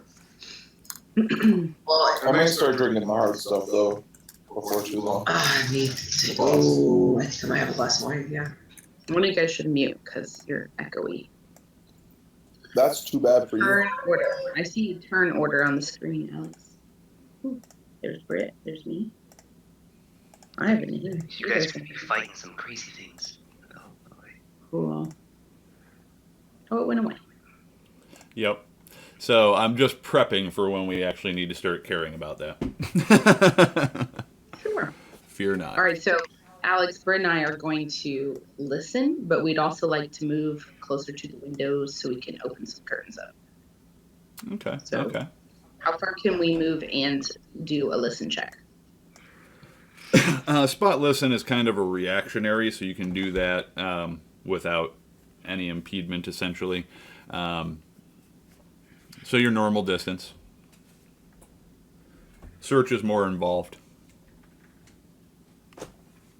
Right, yeah, we just want to listen so we can make sure there's no zombies in the room with us. We don't want to get surprise attacked. Cool, cool. And yeah, Brett, you can move a little further than I can if you want to start going towards the window.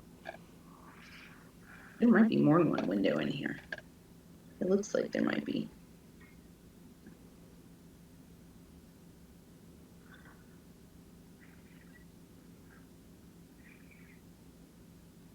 So you guys are figuring out where you're going. Yeah, I think we're Tom ready. seems to have already moved himself. I'm gonna go this way since Britt's going to the south area there. I already What are rolled you my doing over here, search. Tom? I'm gonna roll my spot. Listen. Aren't you supposed to be over here, Tom? Oh, okay. Yeah, opening, I was there when I opened the curtains. Yes. We haven't gotten past that quite yet.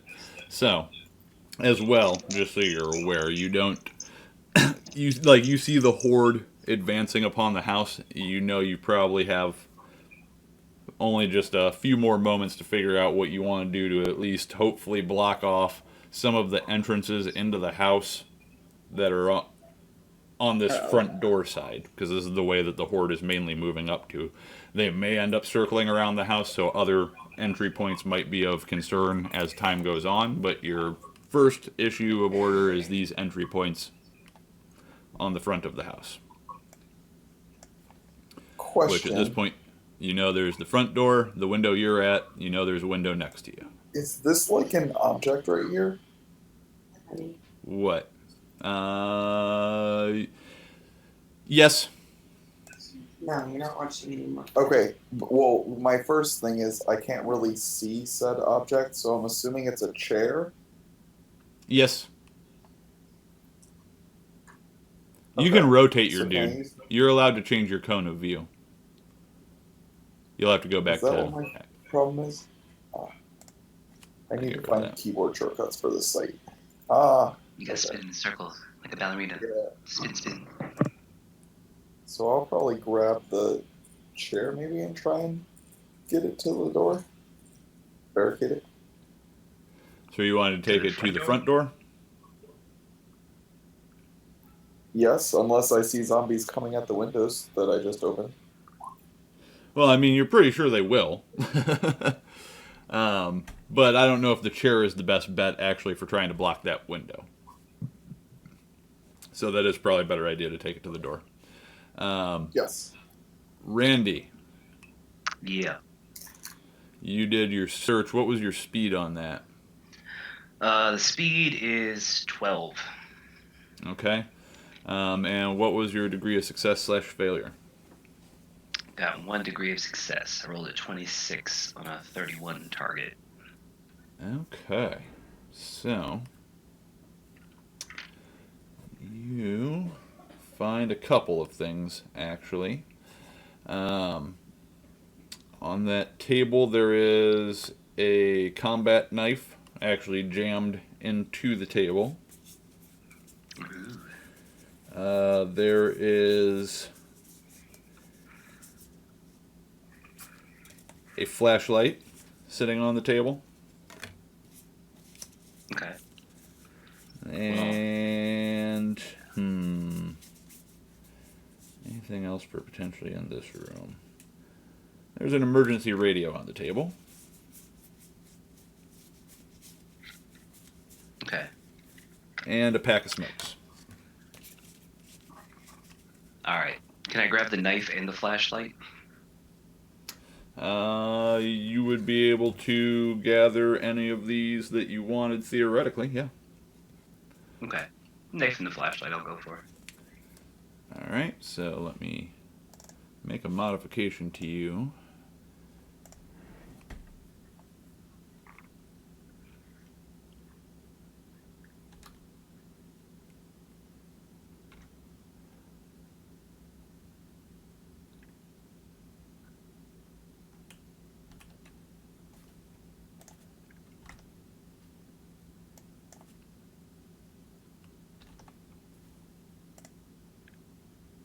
There you go, Randy. You emit light now. Woo! Little. I might change the size of the arc. I might not. We'll see. Okay. Well, I can already see most of this room now since the windows curtains are open, so it's all right. Yeah, you'd have to walk into a darker area to utilize it, really. But you are emitting light. To give you a rough idea, you're emitting light 20 feet. The fade off starts at 10 feet, and it's in an 80-degree arc. Okay. So you've got that flashlight, and you picked up the knife. That leaves these on the table that Tom could potentially fiddle with if he ends up deciding to. Now, are you announcing the things that you found there, Randy? Yeah, I'll let Tom know, like, hey, I found this stuff here. As he's saying that, you see him click on a what kind of stuff? flashlight. Well, you see him click on a flashlight for one. So he clicks one of those on, and he pulls like a knife out of the table. Once you look over, you can see that there is a pack of smokes and a emergency radio still sitting on the table. Oh, that radio will definitely be useful. Well, you can grab it if you want. Hmm? You can have it if you want it. Oh yeah, I'll fix it up, make it useful. And I'll take the smokes too, because somebody will want them. All right, so the emergency radio is 1 CU. The smokes are 1 PCU. The emergency radio is currently off.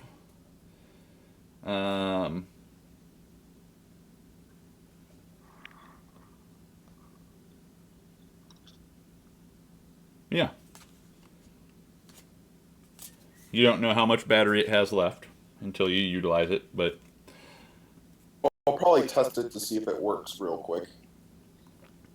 okay. Yes, there are definitely, the battery is still going, Okay. so you can utilize it. Now, you two in this room, because the search was technically last round, Randy, while Tom was taking care of the curtains and stuff for you.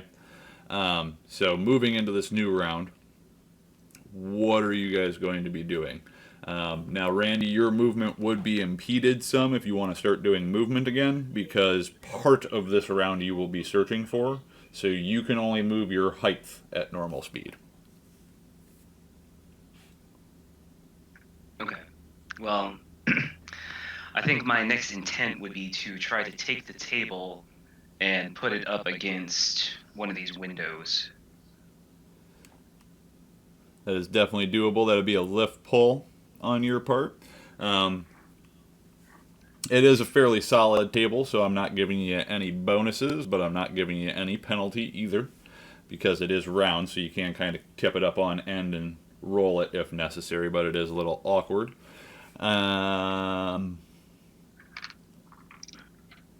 So yeah, lift pull for you. Tom, are you still intending to drag the chair out to the door? That'll be a lift pull for you.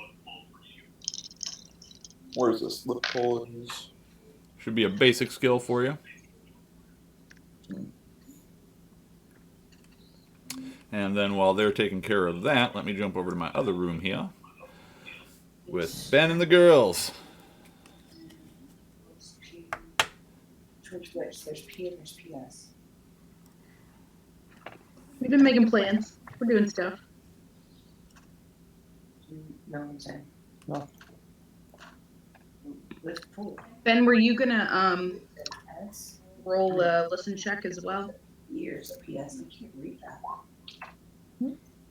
since you're in the room with us? I didn't do the thing Can you right. hear anything? Oh, Is it like slash on the roll? dice. Oh.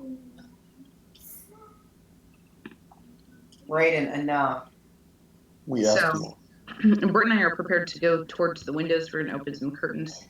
I also see a kitchen table, I think, here, so we may want to utilize that to try to barricade at least one of these windows. Maybe we can stack Can you some draw chairs in with front of your it. can you draw with your ruler tool which way you're headed? Oh, me? Yeah. I was gonna go this way, and Britt was gonna go that way. Okay, gotcha.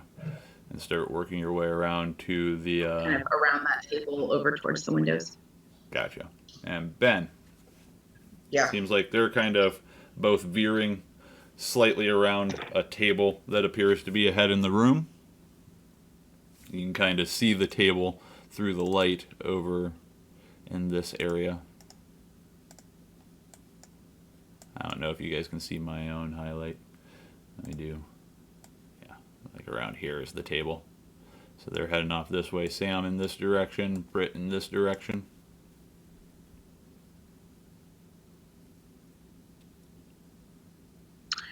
And I think Britt succeeded her listen check. I failed mine though, so I don't hear nothing. Sounds safe to me. La-ti-da. Based on your listen check, Britt, how many degrees of success did you get?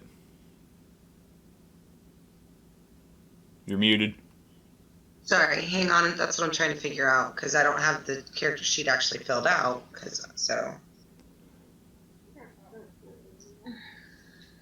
You're doing spot listen. That's going to be perception plus the willpower bonus. The bonus is just the tens of the number. I'm sorry. The bonus is just the tens of the stat roll, right? Yeah. Yeah. 26 plus 8. Your tens wasn't an 8 on your stat. Sorry, wrong one. Okay. 28 plus 2. No, So 30. No, sorry, 26 plus 2, so 28. 28. So that's 1 degree of success. Because you got 22. Got it. Awesome. So what you end up hearing, Britt, as you're kind of looking about, obviously you hear the two other people in your immediate vicinity. You can hear off in the other room, it sounds like there's some ruffling going on back in the room that you're assuming is probably the room that Tom and Randy went into. You can't be positive what the amount of success that you have, but it's coming from that direction. And Ben, you were muted, so what are you doing? You'll need to make sure you're unmuted and let me know. He made some rolls in the chat. Moving to the center of the room, away from the door, so that I can hopefully see the table you were referring to earlier. From the angle I'm Yeah, at, it's I'm not probably seeing the really table. hard to see, Wasn't able to but get it. yeah, it's here-ish.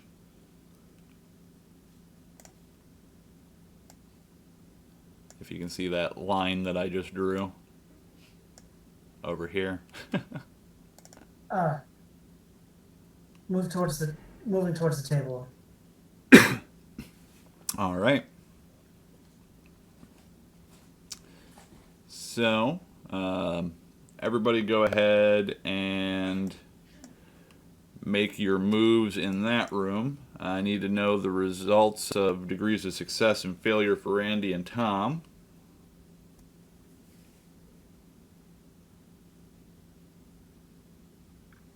I had 1 degree of failure on mine. Okay. Tom?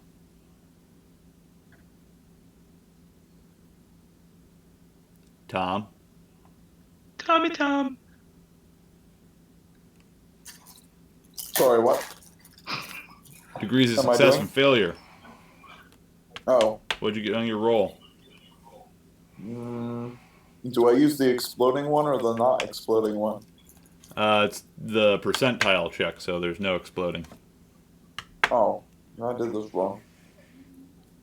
Or I got 67 for my roll, so I would call that a fail.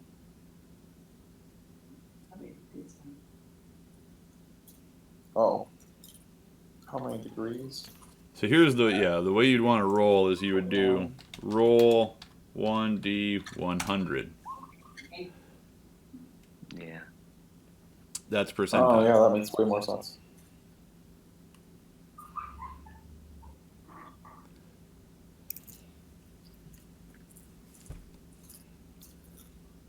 Is that under your skill? Oh.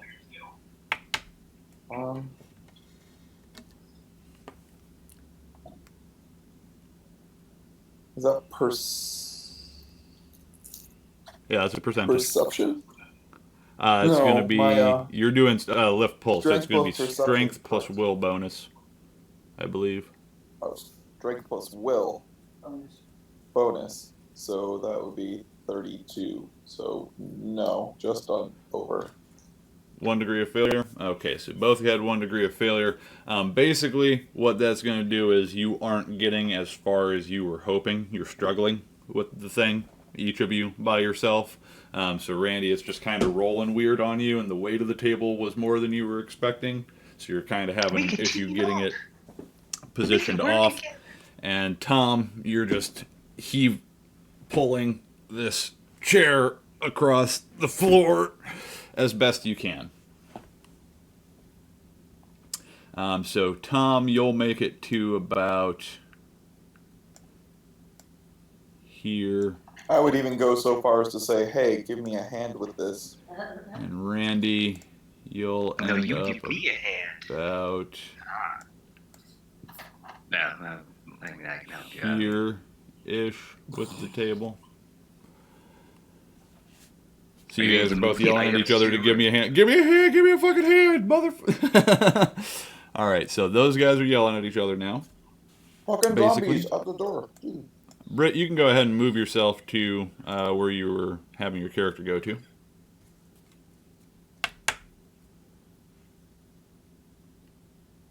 Awesome. Okay, so since the map is being brutally evil to you guys in regards to letting you see stuff and how the light bleed is working, I want to make sure that it is known, and I don't know how I go about getting it to make the little circle on here. That's frustrating. So right about, can you guys see that? Britt Yeah. and Ben and Sam? Well, I guess I don't need to see it, but I can see it too. Yeah. You can see the little line I'm drawing? Yeah. Perfect. There's a door there, Oh. if you can't see it on the map. You're standing close enough to it that I don't care what the light bleed says, you should be able to see it. So there's a door Right. there. There is a shelving unit here, although you can still walk through here to get past it because it doesn't jut out far enough. Okay. But yeah, there is a shelf Where? right next to you right here. I'm gonna check this door then. See, Okay, it's, so you're gonna... Sam's in a spot now where I can't even see her at all. I don't even know where her character is. Yeah, I you'd can still vaguely see be able to you. tell where she is. So Sam is at the Yeah, I'm end of straight the arrow. front of her. Brett, Yeah. Sam is at What? the end of the arrow. Yeah, got it. And then Ben is at the end of the arrow. Okay. Table is right Yeah. here. Yep. You can walk alongside it, though. Is that where it ends? Is right there? Because I can't Here. see where the table ends. Okay. So I can walk that arrow. Yep. Just- That'll put you just at walk the curtain over and it. allow you to open the curtain. I can or cannot. You'd be able to, yes. Wheat. All right, boys. Let's So get Sam, to you're going to open the door. Britt's moving forward and opening the curtain. Ben. You're gonna open a door while I'm opening a curtain? Doom. Yeah, that'd be fine. Yeah, it'll be fine.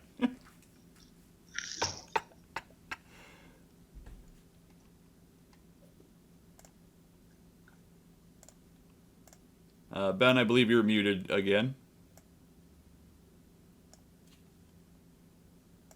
Of course I'm muted again. Well, since Sam seems intent on shining a light on my world, I'm going to try to move a little further into the room, parallel to the hallway we entered in. Cool. So kind of just make sure I'm not losing it down this way. Yes. Perfect. All right. Now, you guys in this room, as you were moving about there. You can clearly tell it's Tom and Randy now back in the other way without making a spot listen check. Bitching at one another, going, "Hey, give me a hand." No, you give me a hand. Oh man. So now that I know what you guys are doing, Tom and Randy, let's solve this dispute here of who's helping who. I'm gonna help him move the chair, I guess. Okay, so you're gonna go ahead. Are you just setting the table down? Are you dropping the table? Let it drop, I guess. I don't know. I don't care. Fair enough. All right. Well, let me go back to the lighting layer here real quick, because certain things are going to need to be opened up.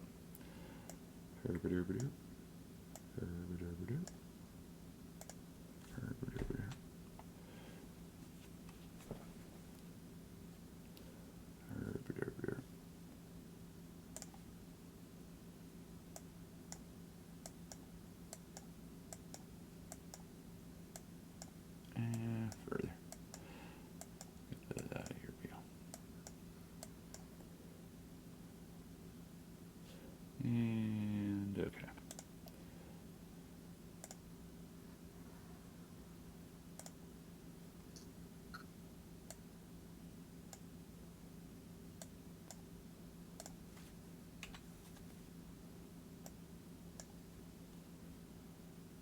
Cool.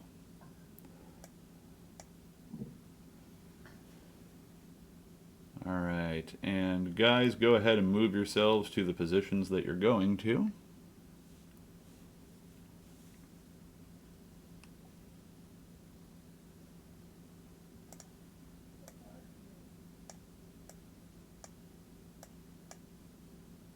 It's so dark in here.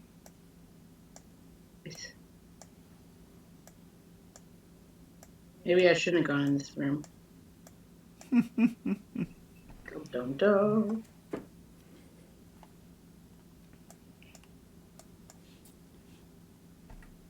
Oh, yeah, I haven't revealed all of that for you. Give me 1 second. All good. I'll just So go technically, for you're trying to that. move. You're trying to move through the wall there, Sam. So the door side is there. Oh, I can't see. I don't know. It's okay. Here. So I opened the door. Okay, so you'll be doing that, and I need to reveal to you that room. You open the door, you kick the zombie's butt. In a second, I'm going to say, "Let there be light." And Britt, you can go ahead and drag yourself over to where you're supposed to be.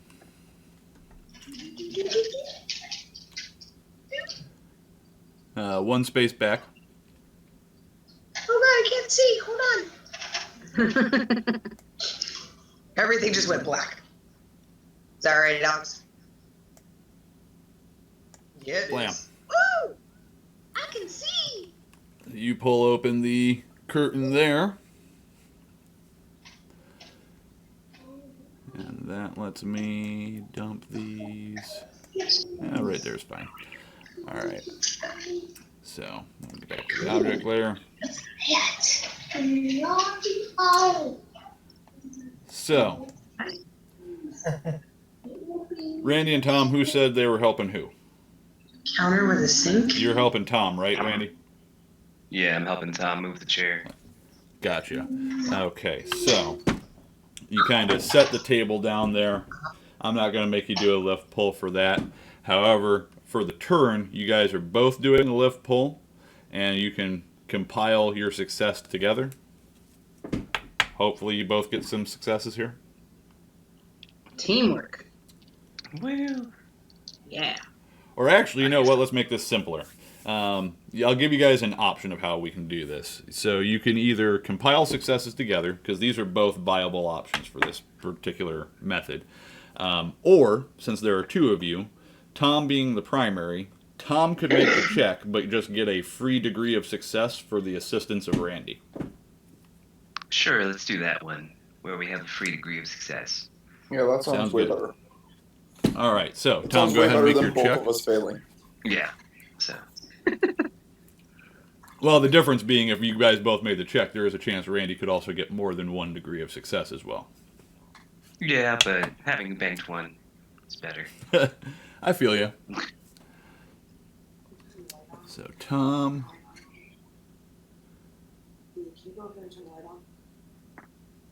Is that 39 your most recent roll? No. Okay. Oh, nice. Woo! Nice, Tom. What? Nice. Brayden. How many degrees of success is that? None. No, Oh, you rolled 6. You rolled a 6 first. Just because you didn't do the calculation the special way doesn't mean nothing. So don't worry about that. You can keep your first roll. So that would be 32 is my 2. stat for that. So 2? Yep. So you guys got a total of 3. Yeah. So that I I'm gonna let you both. You'll both be out here now.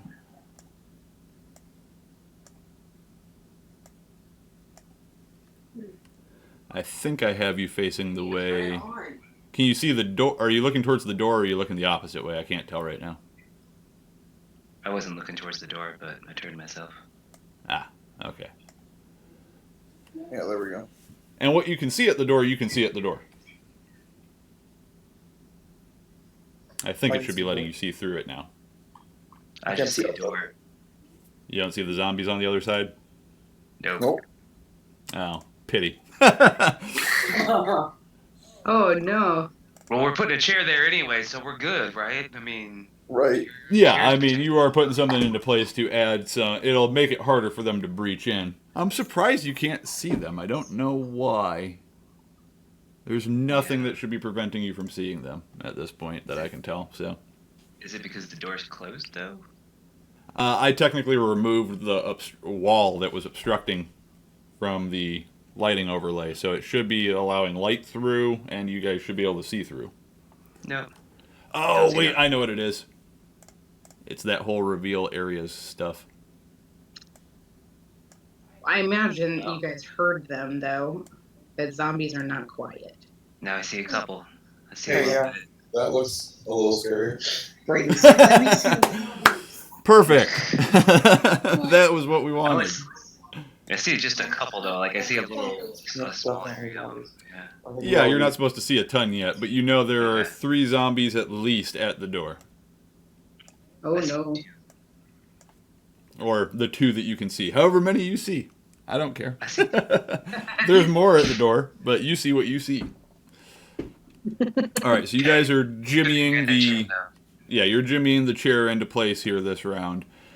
Britt, you opened that up. Sam, you have started to step into the room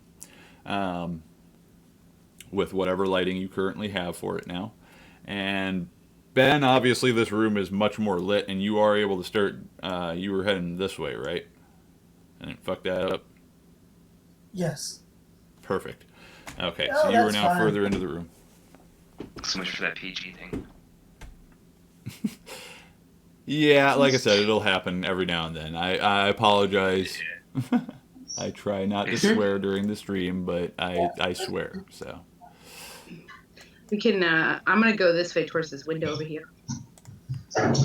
Hey, Alex, are these searchable cabinets? Absolutely, you can make some search checks if you want. Shit, yeah. Do some rummaging. And once again, while they're figuring out their plans, I'm going to take this opportunity to say hello to everybody watching, and thank you for joining us for Hunter's Books International Tabletop Day live stream of House on the Hill, being done here via Roll20 with a few various guests joining us. Again, I do apologize that my own personal webcam is not working at the moment, and thus you are not able to actually see me, only hear me, but... again, if anybody wants to say anything in the chat, you're more than welcome. I do have that up so I can interact with you here. If you have any questions, comments, want to know anything about Outbreak, just want to pick the brain of one of the members of the team, you're more than welcome to do so. Now, at this point, as I mentioned, they are playing House on the Hill here. We're a little ways in. We've been giving them a little bit of time to scurry through the house some, but now at this point, we feel like it's a good time to start putting the pressure on a little bit and making them actually worry about what's going on here. So they have now finally seen that there are some zombies showing up outside of the house, and they know there is a horde descending upon them. All right, so back to the game here. Sam, you mentioned that you were moving in, trying to kind of head over towards the window over there. I will let you know, because again, the thing's not necessarily nice with the lighting here. So if you look at your screen there, right along here, technically at the edge of the actual square, so not in the center of the squares. So if you go all the way up to the edge this way, there is a bed here. So I can't go that way. And it runs along like this. So Yeah, I you couldn't go directly across. You would have to go into the room at least up to this point, and then you could start heading down. Okay, Or I'll go here then. Here. Okay, so you're working your way up there. Because again, the lighting isn't necessarily the nicest. I will have to look into trying to do some more interesting and creative stuff with that in the future. But this was our first try for it, so. All right, so I know where you're going, Ben. Britt is planning on searching the room at this point. Make sure you're not muted, and what are you planning on doing? I'm confused, and so Tom was trying to help me. Did I do that right? Yes, and search is your perception plus your Yeah. will bonus. Yeah, which is 28, so I failed, right? Yep. 2 degrees of failure. Apparently, You're not finding anything of use in those first few drawers, at least. No brain, Ben. No brain. It's more that there's just nothing there.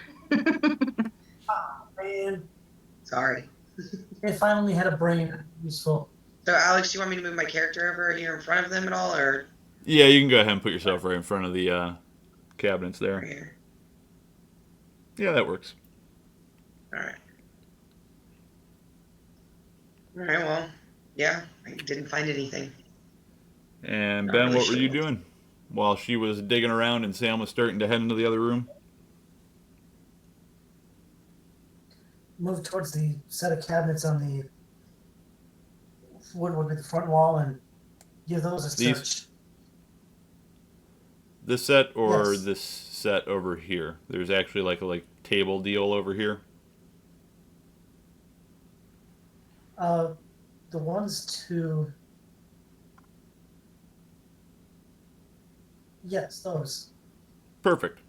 All right, so you can go ahead and actually drag your dude down there.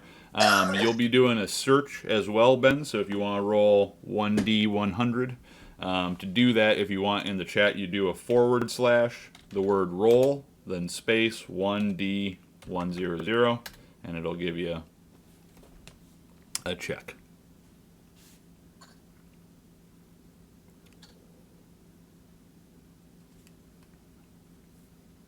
Or if you have dice, you can just roll your dice. I'm fine with that. I trust you. I've been role-playing with you personally since I was like 5 years old. I think you're a little bit older than that. I think I Maybe. might bust out some Oh, multiple no, dice. that fits. Oof. Oof. No. All right, so at least the first sets of drawers that you guys go through, because I'm going to let you do checks on multiple drawers if you want. Obviously, taking more time to do checks means it Purple. potentially lends you to running into some issues since you're spending time doing that. But, yeah, you can go ahead. We'll move you down here. All it means is that this first set you didn't find anything in. You can still check each of on this spot as well. Same applies to you, Britt, so you'll be able to work your way down that cabinet and check additional sets of drawers if you want to. Sam, you've gone ahead and moved yourself, and actually if you want you can go one space further, because the previous turn I would have let you get to here, actually. So if you want to be here, that's fine. Looks good to me. All right. And you guys had managed to jimmy the deal into place. Now, the people in the side rooms, so not Tom and Randy, give me a spot listen check. Oh, screw that. I'm getting wine then.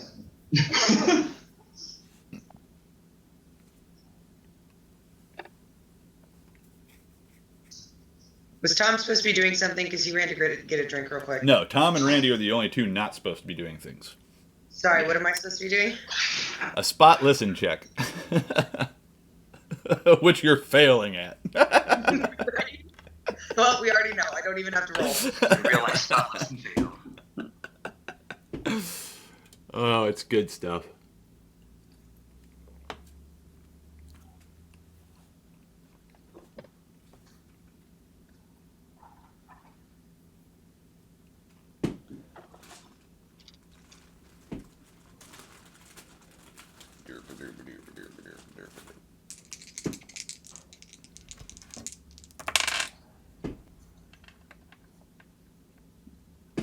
Dang it. That's not what I wanted. That's what I wanted. I'm hating the die roller. Like I said, you can use your own dice if you think you're being cursed by the dice roller. I'm accepting of that. So Britt fail, Ben fail, Sam. Oh, I don't think I failed. I don't know. How much?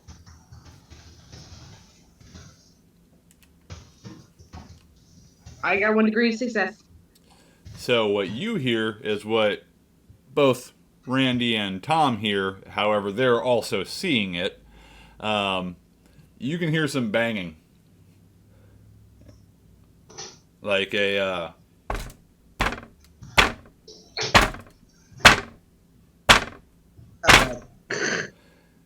Tom and Randy, you guys see the zombies like as soon as they see you, they get excited and start smashing on the door frame and windows, trying to bust it in. A couple of the windows almost immediately break, which, Sam, you do catch what sounds like Good possible thing we breaking put the glass. chair there.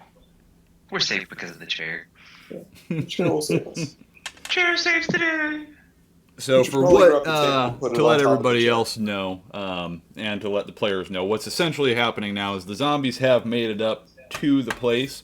So periodically I will be making new encounter checks to see if more zombies get added into the mix from the horde.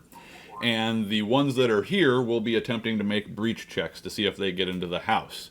Now, different points of entry can have different levels of barricade on them, making it potentially harder or easier for the zombies to get in. And zombies are dumb. They're going to go for whatever thing ends up being closest to them when they spawn, which I can be a little bit cheap with that because I'm the one spawning them. But they will go to whatever the first closest viable entry to the place is that they can potentially see. So right now, you guys know there are zombies outside the door. However, Ben and Britt, more than likely for your situation, as you guys are rummaging through these drawers and looking at like silverware and stuff that just, it's like butter knives, like stuff that isn't necessarily actually going to be useful in any situation. You're just like, whatever, I need stuff. All that noise you're making, clinking stuff around, prevents you from hearing the bangs on the door. Like, it just, that blends into your own chaotic noise. So, now that we're in this situation, I need to get everybody's intent.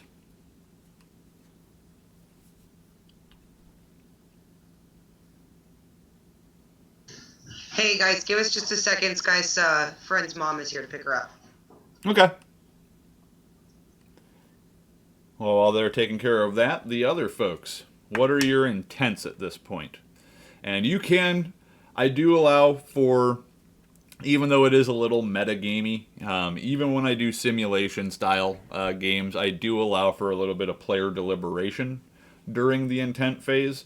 Now, if I feel you guys are doing too much deliberation, I will say something and possibly penalize you, but go ahead and deliberate for now.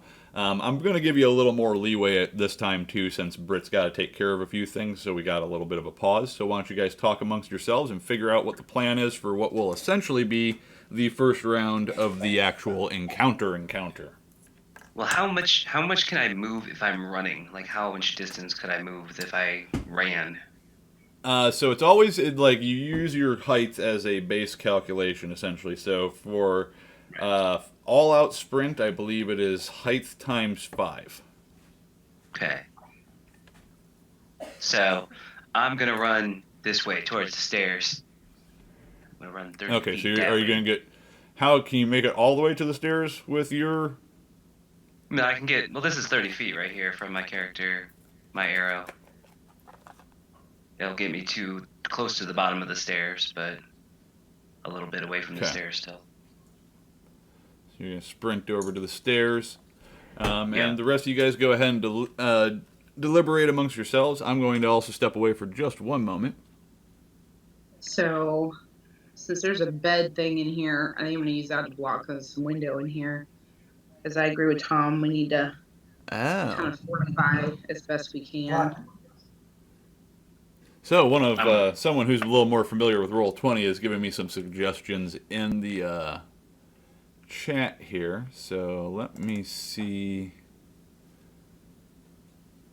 So you're saying for our dude with the flashlight, we would want to leave that on, but for these guys, we would want to do this and then give them 3, and we'll do it at 140, and we'll just call that 2.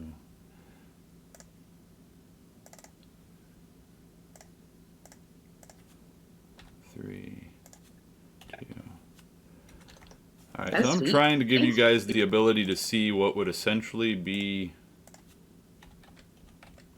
arm's length in front of your characters, based on a suggestion from somebody in the chat.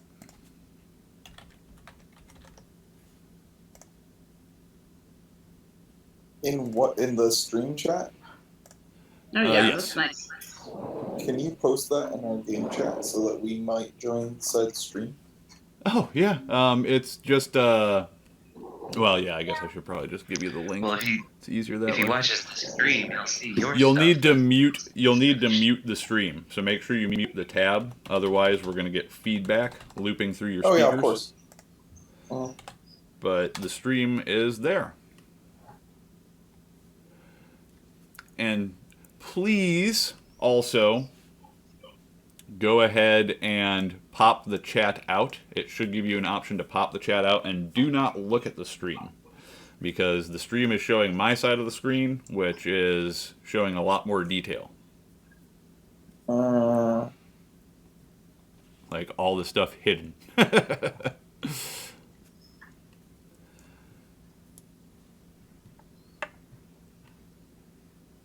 And thank you for that suggestion, Rathin01, in the chat. Hopefully each of the players can now roughly see, even if they're in an area that's not lit, about a arm's length in front of themselves.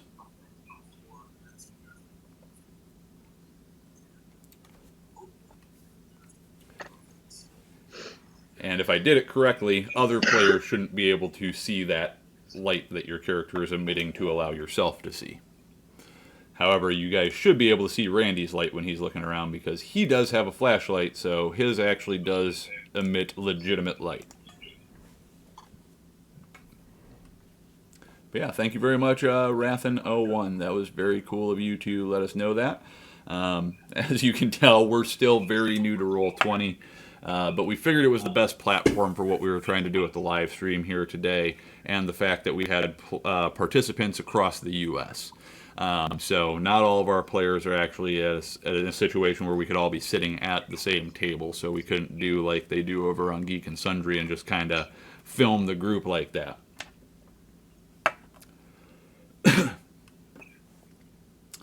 All right, and yeah, I'm going to step away for just 1 second myself.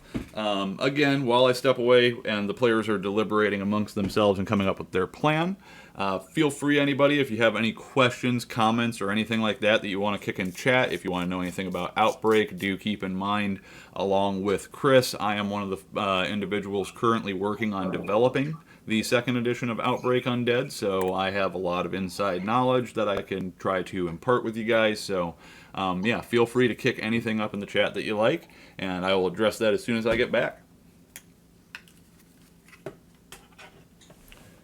And players, go ahead and deliberate amongst yourselves. Figure out your plan. I'm going to give you a little bit of extra time, like I said, due to the fact that Britt had to step away. So since we would have a little bit of a lull here anyway, I'll give you a chance to plan. I plan on running upstairs and hiding. You're just gonna go straight for upstairs. Yeah, if I'm running upstairs. Bitch ass bitch. I mean, maybe I'll stay by the stairs and see what happens. But I plan on getting upstairs to get away from all of this soon-to-be insanity here. Are you serious? I mean, I don't even know where you guys are at this point. You guys are over in the side room. I haven't seen you guys since we got inside. Well, I know you guys are upstairs. True, but did you guys block off the front door area then? We put a chair in front of it. It's firmly secured against. I was thinking about grabbing that table that you were trying to get and adding that to it. Maybe Or we could block. with a rope. I don't See, know. the thing is, something might be coming in that window by now in that room too. So, like, if you go back in that room to go for that table, you might have to deal with something in there. Well, since they saw you guys at the front door, logically speaking, they would come to the front door. So it would make sense that you would be able to still go into that other room since they didn't see you guys when you were in the other room, right? Yeah, but we also don't know what's upstairs. I mean, for all we know, upstairs there could be like a minigun. True, but it could take you a while to get all the way upstairs and back down. And if they break down that A door, minigun, though? But a minigun. I mean. but a Why don't you just help me plug this window with a dead zombie real quick? And then... Because that involves killing a zombie to make a dead zombie to block the window with, though. I got a crowbar. You got a thing? You can't block it with a zombie. It doesn't. No. See, I already cleared, though. My plan is to go for the stairs. What are you guys in the side room all going to do, though? Like, with your little side room alliance? Like I said, right now, from what I can tell in the room I'm in, there is one window. So I'm going to get this mattress off this bed and stick it in front of this window to barricade it to a degree. It'll also prevent them from being able to see me through the window, which should keep them away from this room. I don't know the full setup of this house, obviously, yet, but we do have the hall in the middle there, a room on the left, the room on the right where Britt and Ben are, and then the room I'm in. So if you guys aren't confident that we can really block off this front door, we may want to pick one side of the house because if they get through that door, we're going to have to just block off in the rooms that we're in. And at least the room that I'm in connects to the room that Britt and Ben are in. See, I might actually just run past the stairs because we actually haven't gone back down the hallway all the way to like. Yeah, we don't know how big this house is and know what else is here. So maybe I'll go to that place first. We'll see. And yeah, I mean, keep in mind as well, guys, that you don't, like, obviously from what Randy and Tom can see, there's a couple of zombies at the door. But as far as you know, they're at the door. That's really all you got to worry about at the moment. They do have the door blocked off, so you have the door locked, and they put a chair in front of it.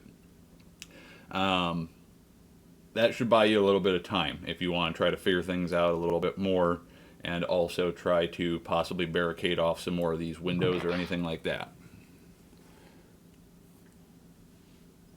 We can definitely use the table in the room Brittany and I are in to block at least one of the windows on the what would be the right wall as we're looking at the bottom of the looking from the front door. One of the two windows. I'd even probably right allow next that to to each block other. both of them. Just so you're aware, you can probably block both windows with that table just due to how close together they are. Thank you. I was not going to assume that you would be kind enough to do that. Yeah, just due to how the maps are drawn. If I had drawn the map by hand, I probably would have spaced them a little bit further apart just to make it tougher on you guys.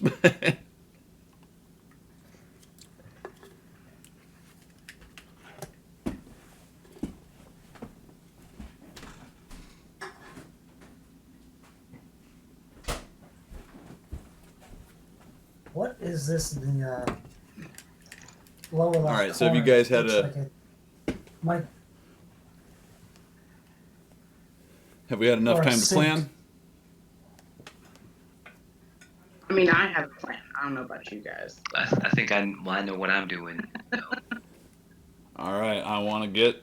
We're going to go through and do intents here. Now I'm going to, for the time being, I'm going to be keeping the zombies' intents a secret. Once they get inside, and like you guys have a good line of sight on them, better than what they're doing here, just banging on the doors, which you can pretty much assume that's what their intent is at this point, is to bang on the doors until they can get in. But once they're inside, the zombies will always give their intents first, because my assumption is, since they're kind of slow and dumb, you guys kind of have the advantage that you can basically hold out for just a second to kind of get an idea of what the zombie might be getting ready to do before actually doing your own thing. So you'll always get to hear their intents first, typically.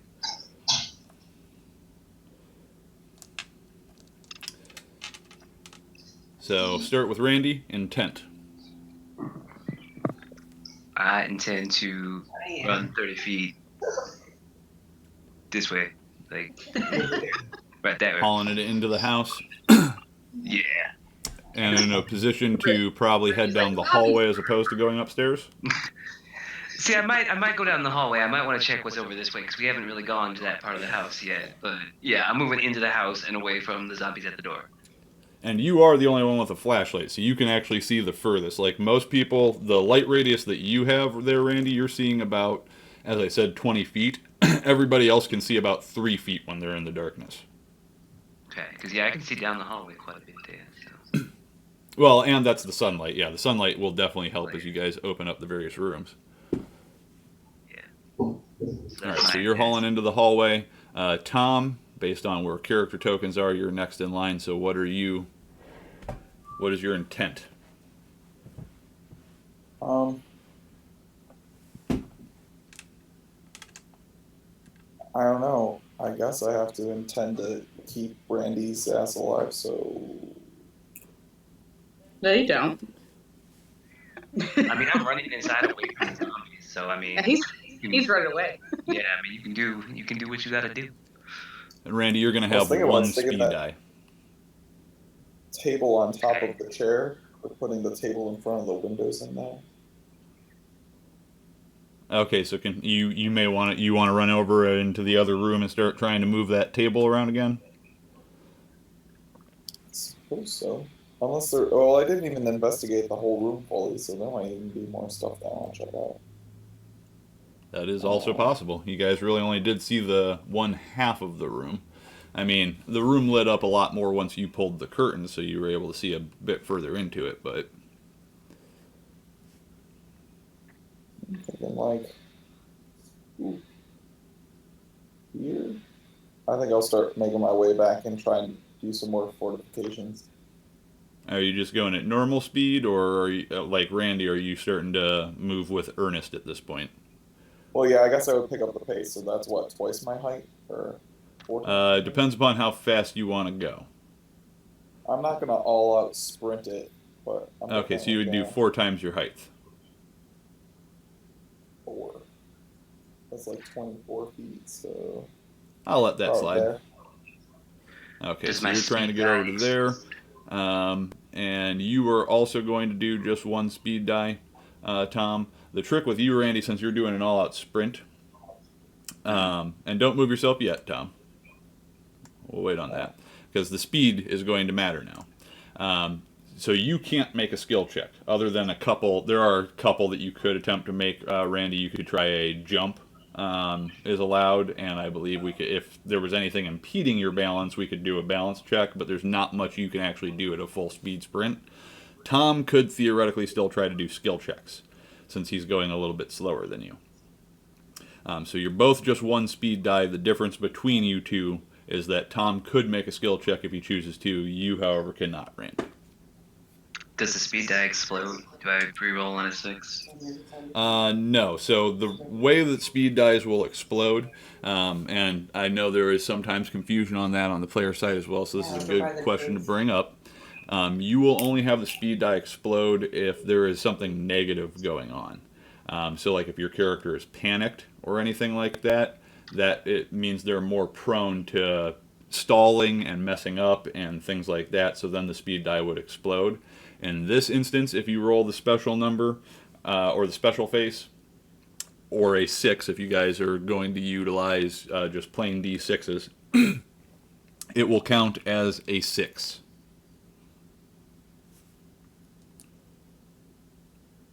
Well, then I rolled a 6.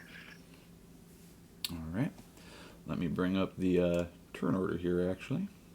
So, Randy. Oops. How do I set the numbers?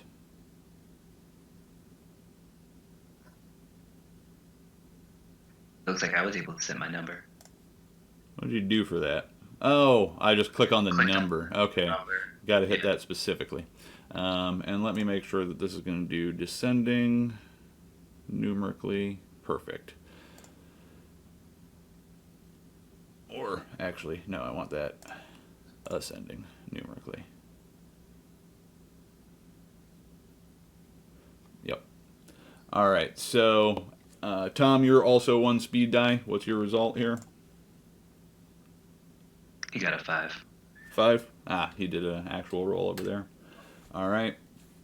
Now, moving to the next token. Ben, you're the next token that I see.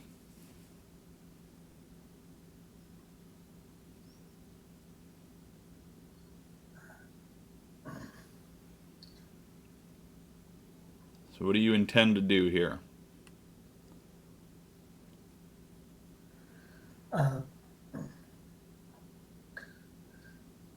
Since I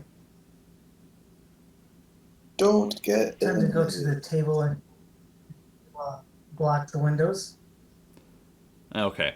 So that's going to be, you're doing, let me check the distance on that for you. 20 feet.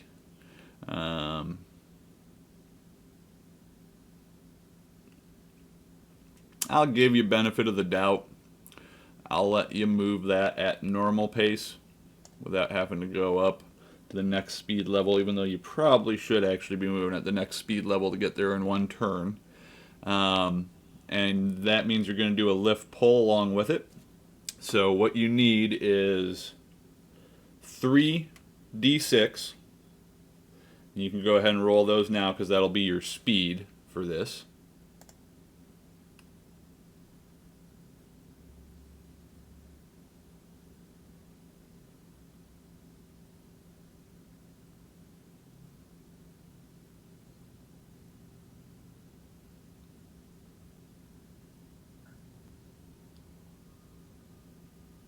Did you get that, Ben? Yes. And what did you get on the 3d6? Oh, there it goes. 10. Okay, so that'll be where you end up going at. And I will reorder that here in a moment. And then you can go ahead and make your skill check, which is just on your 1d100. Since you will need to have that prepped and ready to go. I'll tell you when it actually fires off there for you. Now, Britt, you are the next token that I see here, so what is your intent? I'm gonna head for. Now, Ben is planning on flipping this table up against the wall to try to block the windows. Oh, Ben, do you need some help? That would be appreciated. I believe help is always welcome. Well, I can do that. Okay, so are you going to do it, because again, we have the 2 options. You can either make a skill check, Britt, or you can just net him 1 free degree of success on his check. Tom says auto success every time. It's not always necessarily the best decision. In this one, I personally think that it is. I'll give you that. I'll give you my GM suggestion here, is that I do Okay. think it probably would be best to just take the auto success for this instance. Sure. All right. And Ben, what is your actual skill at? Doing lift pull, so it'll be strength plus, I believe, what, will?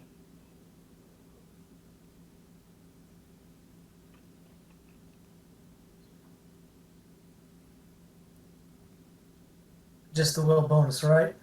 Yep.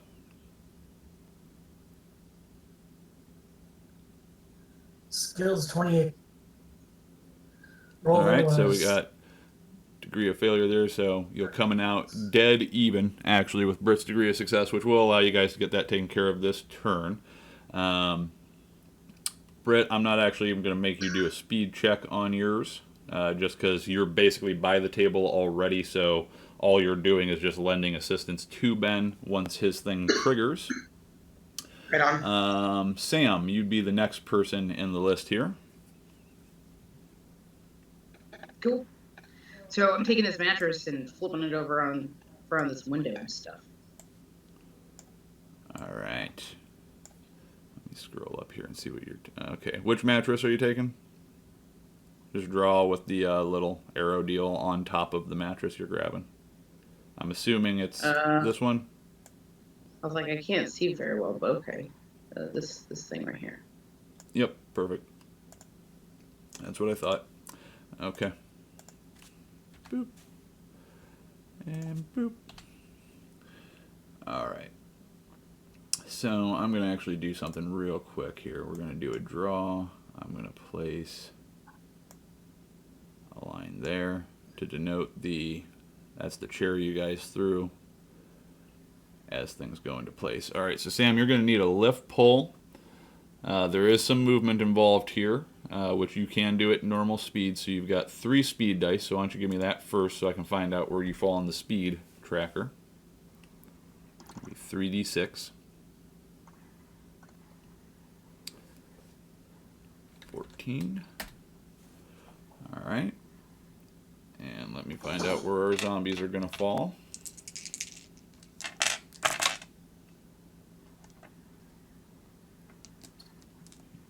Okay. I'm just going to put them all on the same speed, in fairness. So the zombies will just take their turn when they take their turn. And let me make sure I have everybody involved that's supposed to be involved.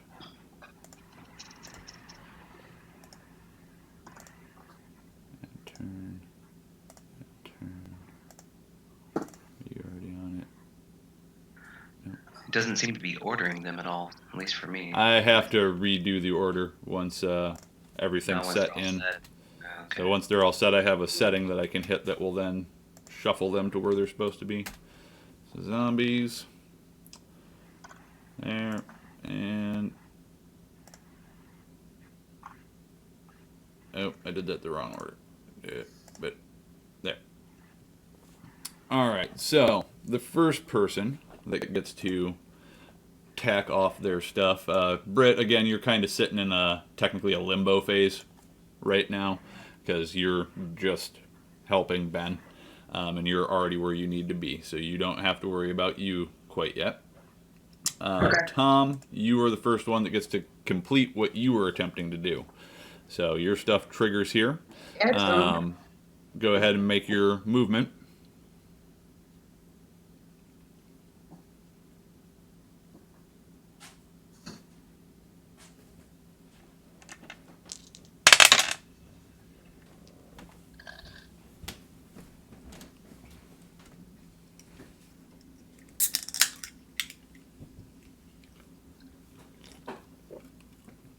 Perfect.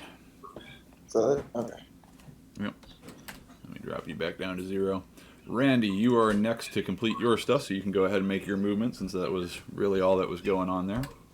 Not surprising that the 2 people just moving got to do their stuff first. That brings us up to Ben. So Ben, you can go ahead and move yourself to where you were going to go. Oh, did he step away? Yes, he did. Okay. I will move him. That is okay. He was going here. Well, wait. Now he's back. Oh, there he is. He's back. I went ahead and moved you, Ben. So you are now up to where you were supposed to be. And Britt can actually just shuffle into that space. And what did we get? So we had nothing there. We got one between the two of you. I will call that good enough to say that we have a table up there. So those red lines that I'm drawing on the map for you guys are just so that you guys can remember, as well as me, that there are barricades in front of these particular entry points. Does that also mean I can technically walk across the space where the table was too to get over towards the door or something? Yes. Yeah. Cool. Yep, so I will be ignoring the table moving forward at this point. The various zombies are going to go ahead and make their checks. So even with the bonus degrees of success, you guys can continue hearing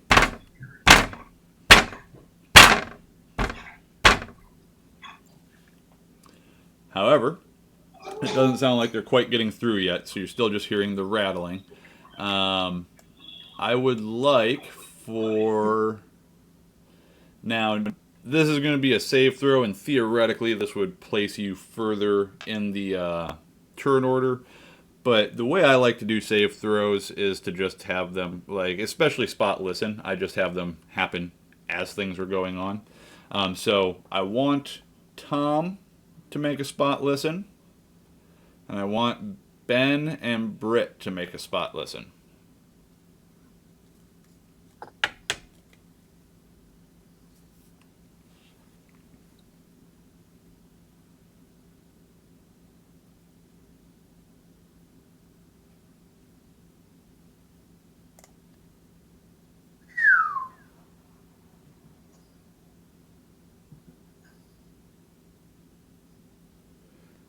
It looks like Wrath and O1 is trying to give me some more suggestions here. One moment. You rolled a 3, Ben? Yes. Look at you. Spot. Whoa, a 1. What? Holy crap. Sure, Brittany, show me up. Just wow. Wow. I gotta be the best. What can I say? You can spot and listen like a champ.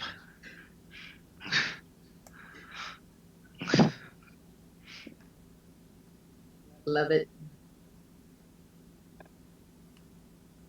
You're welcome. For all the Moana fans.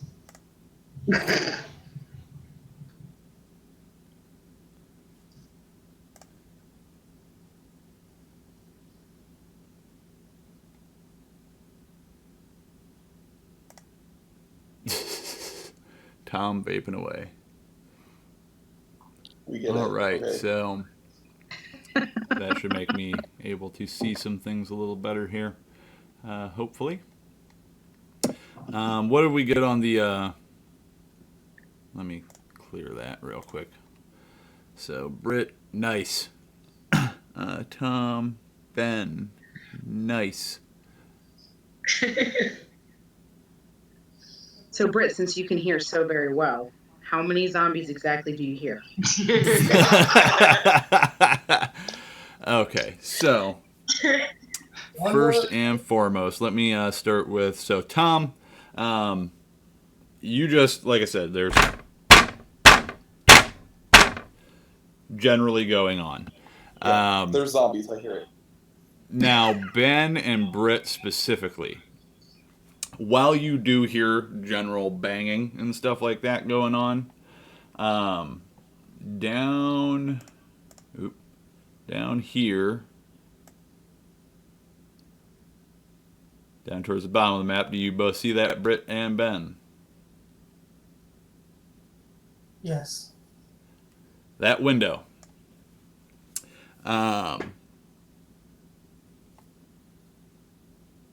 There is banging specifically at that.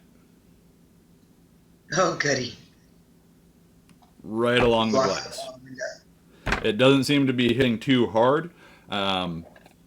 Like, at the moment, your best guess would be that there's... Because you don't have that curtain open, which may actually be to your benefit. You basically are getting the kind of impression based on the sounds, especially you, Britt, and well, actually both of you. You both rolled ridiculously well.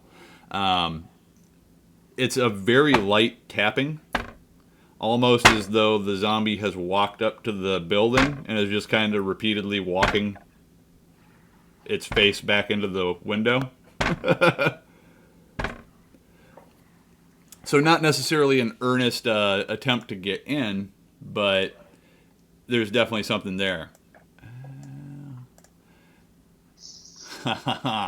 All right, Rathan01, you are an absolute lifesaver. Thank you very much for stopping by the stream. You know quite a bit about Roll20, and that is awesome, so we can make this visually better for everybody watching as well. So I've been able to tweak some settings now, so I can also see what your guys' lighting setups are a little bit better, and a few things else here. Awesome. Now, with the fact that we know that's going on now, Sam, we are now up to you. Let me clear up all the zombies to zeros here.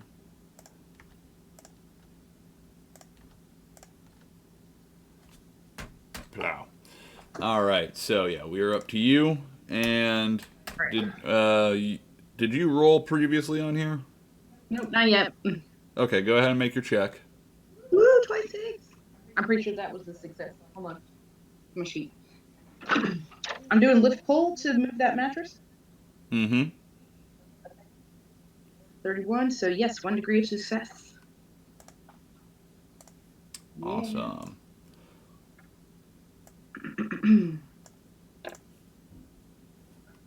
All right, give me 1 second. So you can move yourself up to the window. Well, actually, hold off on that. I'm going to do something on the lighting level, because what you're doing there is going to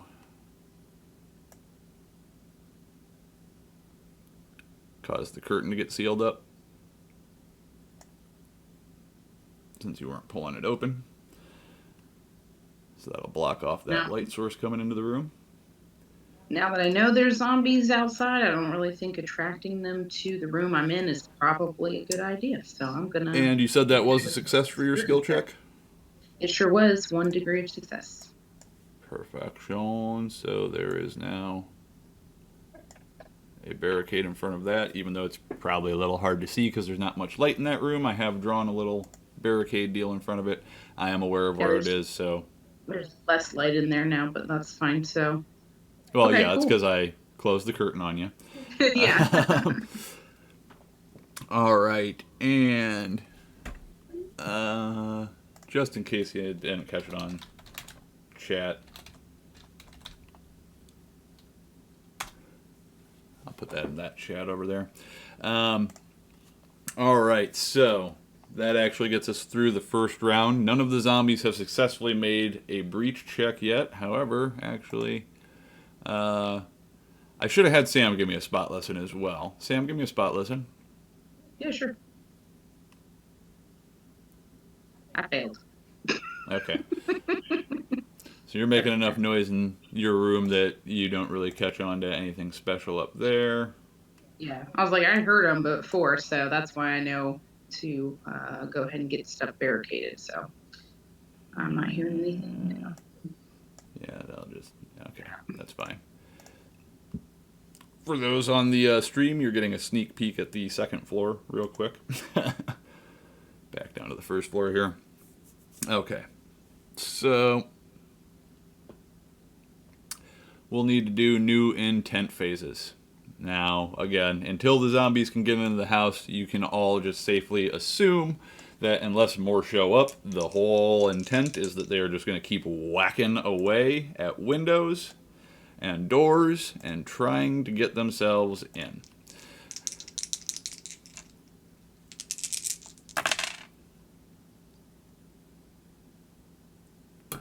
And this round, they are going to be going on.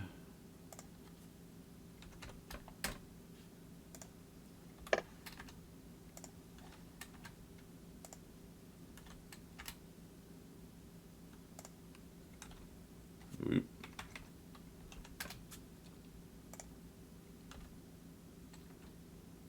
Not that I really need to put this into each of them, but that's all right. So, the intent for each of you guys will start again. I'm just going to go in order of where you guys' avatars here are on screen because that's actually a little easier. So, Randy, you are actually, you've got an arrow drawn. You're pushing up into the hallway, and that looks like an all-out sprint still. Yep. Just running up that way. All right. And Sam, I see you're coming back to the door. Ben, what is your intent here? And you're doing that at a full speed sprint too, Sam? Yeah, now that I've heard him, I'm in a rush at this point to get this house barricaded up. So I'm going to run into the room that I was in before, where Britt and Ben were, and see if I can help them if they don't have stuff barricaded yet. Awesome. All right, so we're running into that room. And I don't want to get eaten by the zombies, hold guys. on. Is that Fog of War? Did I mess that up? No. Okay, that's Shadow. Good. Okay, so you're running back in there. Ben, what are you up to? Grab a chair. Would it be very effective to don't know how effective it would be to blockade the front window with a chair, but That particular Can you chair, ever see probably that? not all that well. I can tell you that this shelving unit is not actually attached to the wall. There is some crap on the shelf, but you could theoretically try to drag that across the room. That would do a better job of actually putting an obstruction in front of the window. The chair, not that it's a worthless obstruction, Won't because quite what do- would happen is it's not going to prevent them from getting through the window per se, but once they're crawling in, like they're going to tangle over the chair, so it might wrap them up a little bit. About it, yeah.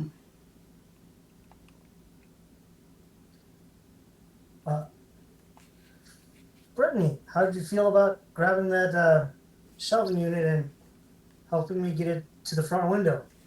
Absolutely, I was thinking the same thing. All right, so you guys are going to work together to do that. So for the majority of you guys, Tom, Randy, Tom, you haven't specifically stated what you're going to do yet. I think I'm going to try and get. Unmute yourself, Tom. Further There you back into the room. go. Like up towards where you were drawing an arrow there. Yeah. Okay. So See that if is there's going to another be door, right? like, how far you wanting to go? Are you going full speed sprint at this point, or are you still just kind of working at like a good hefty fast walk jog? Yeah. Okay.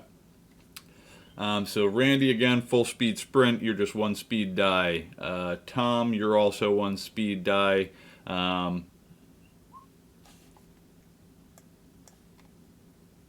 Both of you give me a spot listen as well, along with your checks. And actually do it at 2 speed each, Randy and Tom. So roll another d6 and just add it onto whatever you have. And then put your number in place. Oops.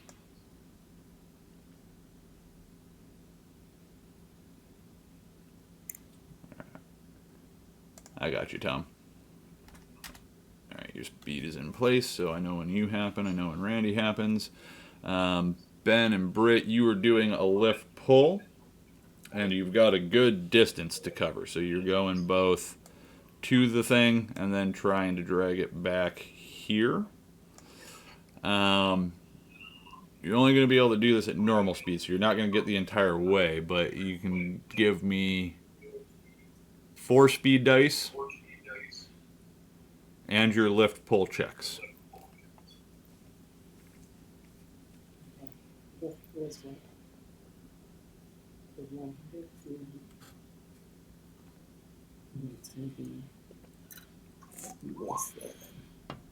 Strength plus perception.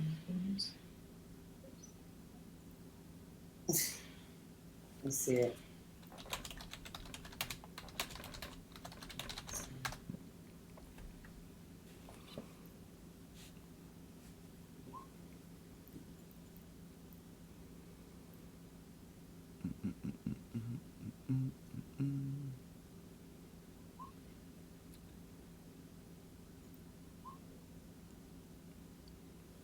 Ben, you got a 14 on your speed.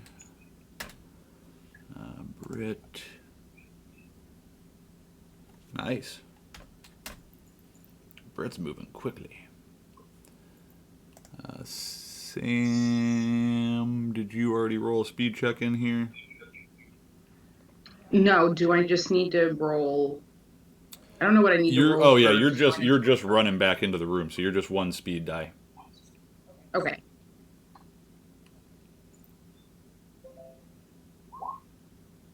That's right. I rolled a 1. How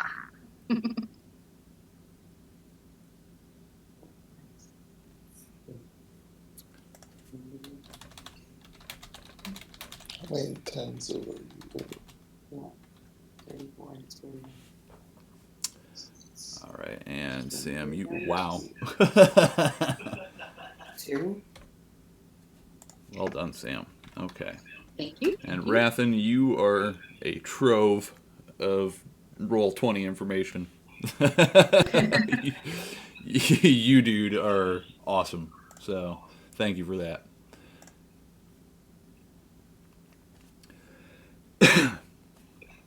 All right. And yes, awesome. Thank you, Roll20, for knowing that player characters are supposed to go first. Okay, so Sam, you can go ahead and complete your movement. You were able to do that first. You were the fastest to react over the course of this round.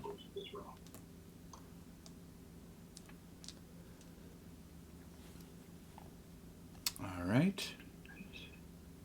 And Britt.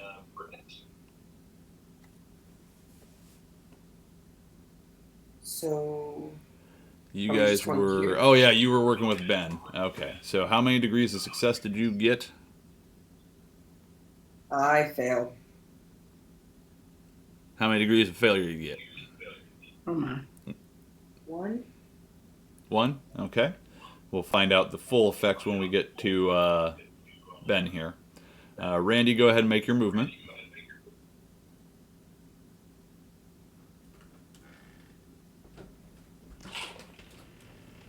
Alright. And I failed on my spotless and just one degree of failure. Okay, that's not terrible, but Tom, you can go ahead and make your movement since that's all that was on your side as well. Really? Other than a spot listen check. And did you succeed or fail your spot listen?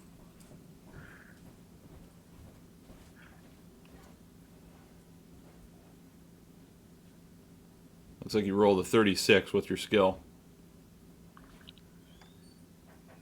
23. So yeah, I failed. Okay, that. so yeah, you failed. Go ahead and put yourself where you're supposed to be. And that brings us to Ben. Let me see if I can find his skill check here. Skill check was The 38, I see. I'm thinking. And what's your actual skill? 28.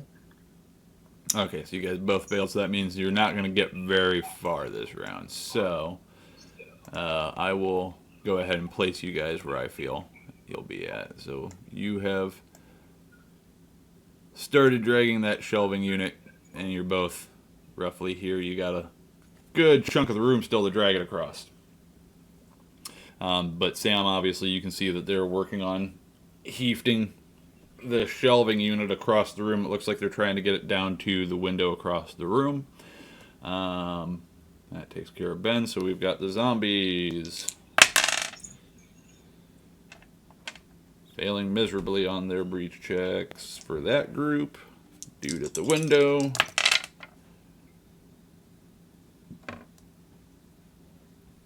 The window busts open. This one right here. So the one you guys are trying to get your shelf to, it has broken. And Tom, even though you did fail your spot listen check, the sound of banging on glass can be heard, and if you end up looking back across the room behind you, you can probably see the zombie at the window, I would think. And then we've got... Ooh, okay. So, let me jump over here. I'm going to move this over here. Dynamic lighting. Oh, maybe that's not the best place for it right now.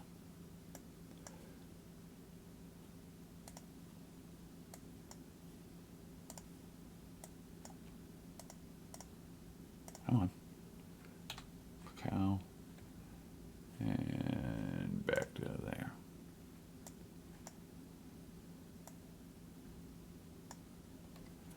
Okay. Sam. Give me a spot listen real quick. All right. It's reactionary. Oh. Can I get Okay. a reroll? Nada. All you can really hear right now is obviously the banging of the window breaking down there in the room that you're in, and them scraping this shelving unit off across the floor.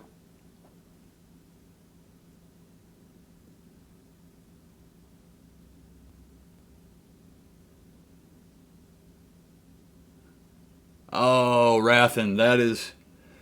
Alright, I love that guy in the chat.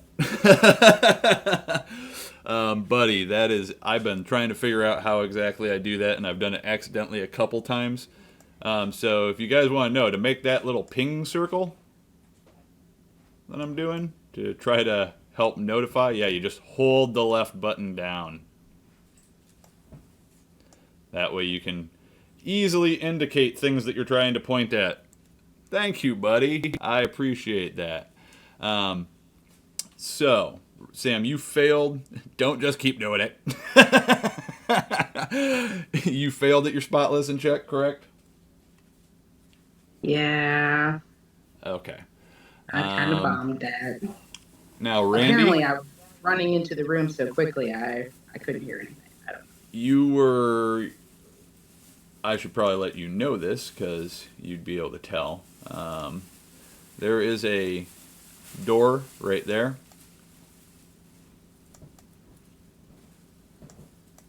Who's got a door? Where? You see the ping? Or is it because I'm on the... You might not see it because I'm on the lighting level. Hold on, let me go back to the object level. Here? Oh, that's a door? That's Okay. a door? Nice. Yeah, nice.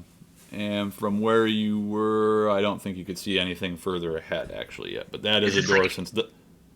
That's the door of the room that I was in. Is this like a Yes. heater or something that's next to me, though? Like a...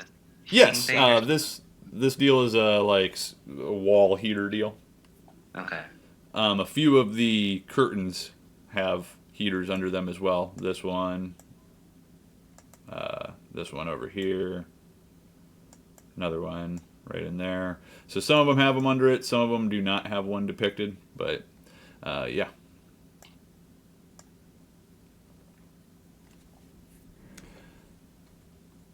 Alright, but that covered everybody's turns. I've moved my zombies around, made my breach checks.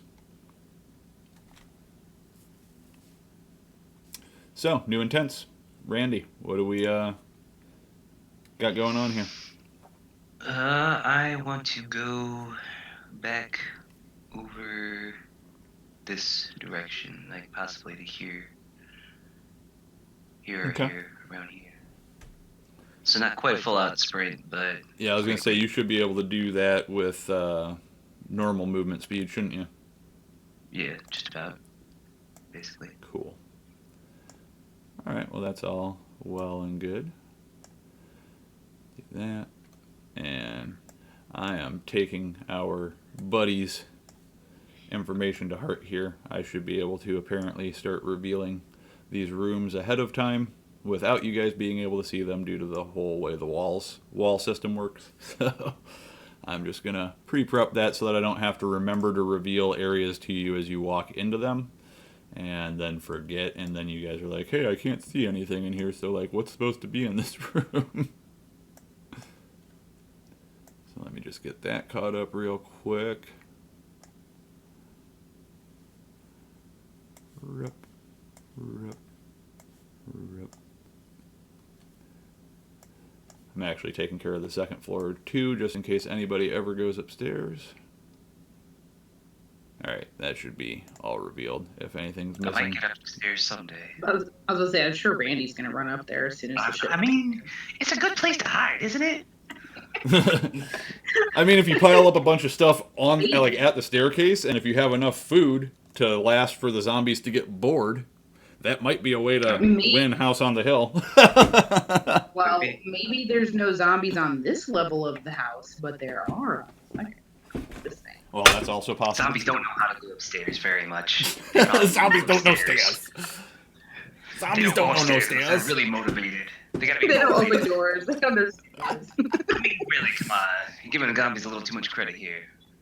All right, so I know Randy's moving back into the house. Sam, what is your plan? Were you planning to help them? Yeah, I'm gonna help Ben and Britt now. Do whatever we can to barricade this room up, this kitchen-y dining room area here. So, is the side cabinet here already technically moved, or? Yeah, they're in the process of moving it. It's being drug across the floor. Is there anything blocking the front window right now? No, and it broke. Oh gosh. What about this table? Is Britt on the table? No, that table is up against the wall. That is why there's the red line over here. Okay, so that table is not there right now. Yeah, Sam, I decided to, table dance for a minute. Why would Britt be on the table? Exactly. Hey, that's what it is called tabletop. She's jumping over it. She's in it. So there's nothing in here to barricade the front window then. Other than the shelving unit that they're moving. So this thing. All right. How difficult would it be for me to get one of these mattresses from this other room I was just in and put it into this room? It would take a bit of effort and some dragging. Okay. Now that I've assessed the situation, I'm actually going to return back to this other room over here. All right, so you're going to run back in there? I'm going to run back in here. I'm going to grab this other mattress and drag it into this room. Cool. Ben, you and Britt still just dragging that thing, desperately trying to get it in front of the window, I assume? Yes. You can do it. Cool, cool. Britt, you are still assisting Ben with the dragging of that. You're not, like, breaking off to do anything else yet. I can't. No, I am definitely assisting. I assist well. Okay. Tom, room you're in. You know that there is definitely a zombie out the window who got excited once he saw you walk into the room.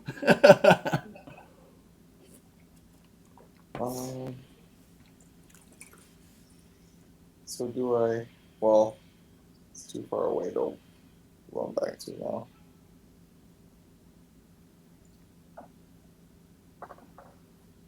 So is there no other doorway over here, or closet on this section of the On that far wall? Yes, there is a door over there. Hold on. I will ping click it. So the door is there. Okay. So I'm gonna head for that. And You this, plate up and put them on when you butter them? I do believe, is a chimney. Not gonna do me any good without light. Yeah. So We only have enough 14 because the last two weeks the bread are open.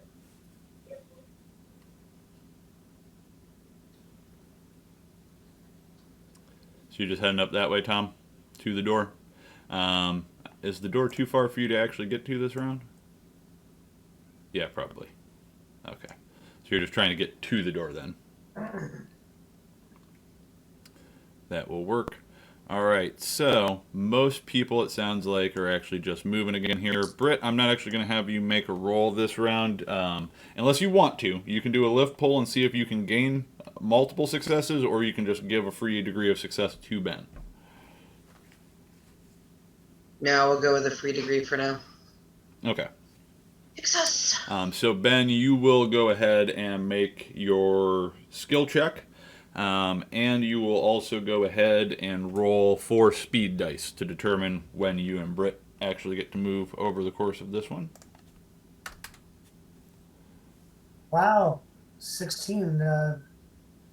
Nice. So 28 looks like I made it by 16. nice. Okay, so you guys got 2 full degrees of success, and you're doing it quickly. Way to act with earnest, Ben. Way to be. Randy, you just 15. have the 1 speed die again. Or were you going? What speed were you going again? Just I normal wasn't now. sprinting this time. I was going just pretty much normal speed. I'm going like 20, 25, something like that. 2 speed die for normal speed. 2 speed. Okay. 25,000 miles an hour. 7. Yep. All right, and Tom, you were just movement. What speed were you going to go at?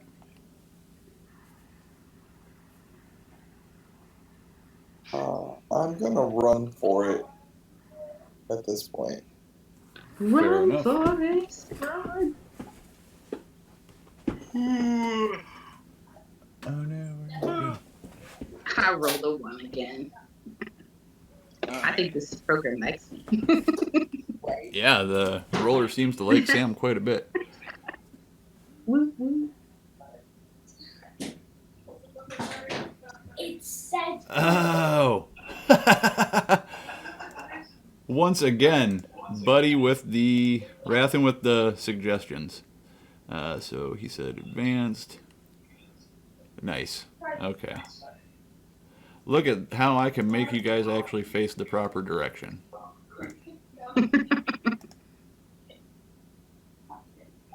So now you face your field of view. You like space water. It's rainbow. That's helpful. And Randy. There we go. That's much better. With all the suggestions all the time. Way to be, bud. I appreciate it. Making things look nicer. I'll hopefully be able to remind Chris to do many of these things when we switch over to his game for tomorrow. So, Tom, you got a 4 this time around, it looks like? Or a 5? Looks like you got a 5. You rolled the 5 first. I'm making you keep your first number. Sam, you got a 1 again, so we already got you over there. Britt's acting with Ben. You guys are all set. All right, let's find out when the zombies go. Oh. Last, so we'll just leave them at a 14. That's fine. Even though it's not actually what they got, but that's fine. All right, so yeah, Britt is holding out until we get to Ben. So Sam, you go ahead and make your movement. All right. It's so dark in here. I have to try to figure out where I was going. Over there-ish. Is Cool. that good? Yep, that's fine. And then I grab this mattress here on my next turn. Yep, because the movement would have taken you the full turn. And that would bring us to Ben and them. So, Ben, you got a degree of success, plus you got the free one from Britt. So that's 2 full degrees of success. And we've got to cover how much distance yet? 31. Tell you what, I'll let you guys get it. I will be nice. So there's an obstruction there. I'll take back every funny thing I said in that. And that'll put you here and you here. Having just got that into place. So that covers you two. Tom, you can go ahead and make your movement. And clear the space you need to clear. And for all out sprint, it's how many times 5 times your height. Oh wow, 5 is a lot. Okay, so I definitely Yeah, make long it to the ways. door. Or the kitty And cat's through the messing with you, door? Sam. Since the door is closed right now, even though you could theoretically movement speed-wise get through it, you have to stop to open the door. Oh, okay. So you can get to the door. So pick whichever movement speed is whatever is required to get you to the door. I mean, can you do that on the one? Because that's it's height times 4, height times 5. Can you do it with height times 4? Oh, let's see. 8 times 4 would be 28. So Let me double check which space that's technically on too. Okay, so it is. The door is actually that space. that's times 4. Oh, that's times 5. Okay, so you would need to all out sprint. You still won't get to the door, which is fine. Yeah. So go ahead and move yourself up to your spot.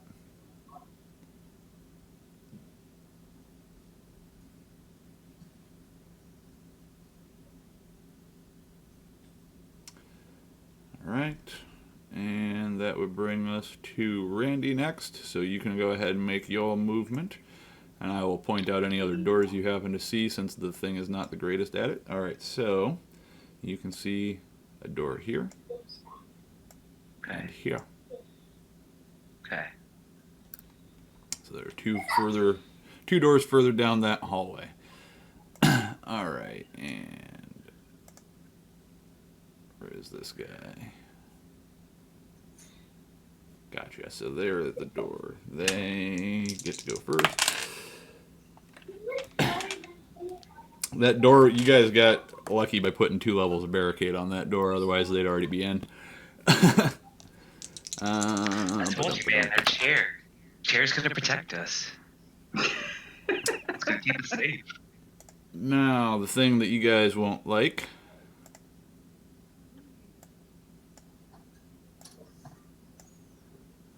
That barricade gets toppled. Zombie manages to push the cupboard cabinet thing over as you guys are getting it into place. So like as you pretty much put it up against the window, he kind of shoves it in trying to get in and knocks it back over onto the ground. So it tips over onto the ground away from the window now. And we've got this guy over here. He successfully broke, so yep, he is in.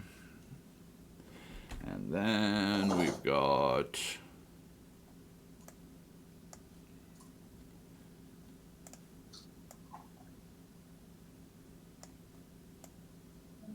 gotcha. Not cool, man. Not cool. All that work. All the people on the internet just heard you.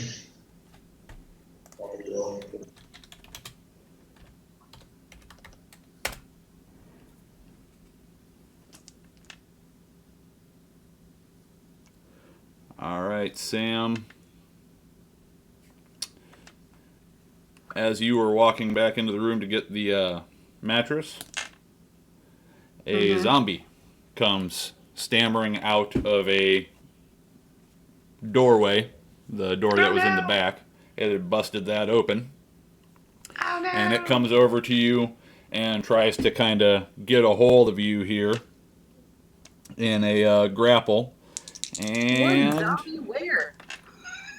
I see no zombie here.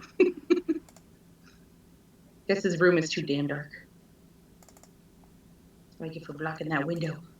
Oh no. Alright, so what am I doing? Am I wait, dodging? you can't see that? You can't see him?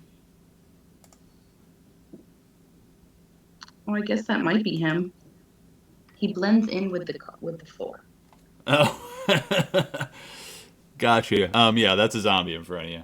So I can. Let me zoom. he manages, because they grapple at 40, and he was going for a grapple to get you tied up. So you are now in a grapple, which puts you into a clinched state. So what you would have to do to get away is basically you would have to roll grapple or brawl to try to break free from the clinch before you can do anything else. And while he's got you, that makes it much easier for him to do attacks. So basically, like you were wrapped up by the zombie as soon as you get over there. Right. And yep, that covers this round. So I will need new intents from folks based off of what's going on. Now, Sam, first and foremost as well, since this is you're like in the dark, before we get into the next round, I want to find out how you react based on this situation. So can you give me a composure check?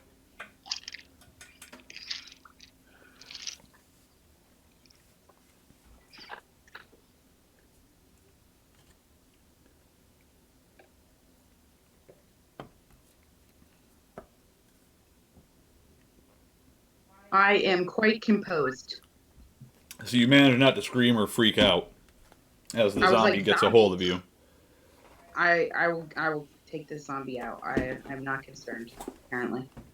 I'm confident in my ability to kill this Nothing zombie. wrong with that. Nothing wrong with that. Right.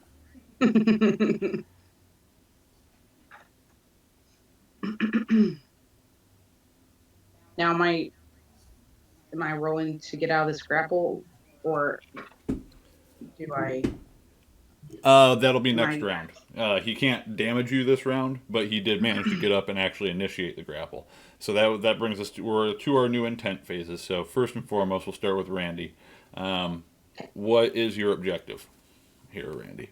And let me... I want to go up to the door to my left over here, whichever one it was, and try to open the door, if I can do that all this round. Okay, so you're trying to get to that door on the left-hand side there. Yeah. What will work best for this? We'll do that. And was it this one or was it this one? That one. Farther? Yeah, I think that one's closer. So you've got. Yeah, this one's closer no matter what. Okay. And let me check real quick. Keep your arrow up so that I can see where you're pointing at while I check the dynamic light layer. Yes, that is the correct space. Okay. So yeah, I want to go over there and open that door if I have to run to do it all in this round. It's only 20 feet. So to do it all this round, you can do at normal speed. So you won't even have to add a difficulty to it or anything. It'll just be your 3 total speed. Well, yeah, 3 total speed. And I'm not going to make you do a skill check because there's not really a skill check for opening a door. Nor should there be. So with that in mind, I know what Randy's trying to do, and Randy already has his stuff in place. Good man. Sam, we'll go with your intent. So the reason why I put those little net icons up on you and the zombie is to denote that you two are in a tie up with one another. Right. So I'm going to try to get out of this grapple. So you're trying to do a break clinch, which is utilizing grapple or brawl to see if you can get out of it. Which do you want to utilize? Oh, good question. Are you throwing elbows and knees and stuff, or are you kind of trying to maneuver the hold around with wrist locks and things like that to get them off you? Yeah, I'm gonna do some brawling. Looks like I'm better at punching that. and kicking, trying to get them off of you. So you are going to have 3 speed to be in this tangled mess with the zombie. The zombie is technically still slower, generally speaking. Okay, so you get to go to 12 this time. Blam. Yep. Let me find out where our zombies are going.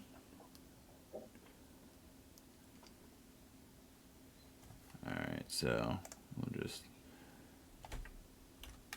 put the first one at it. Alright, and then Ben.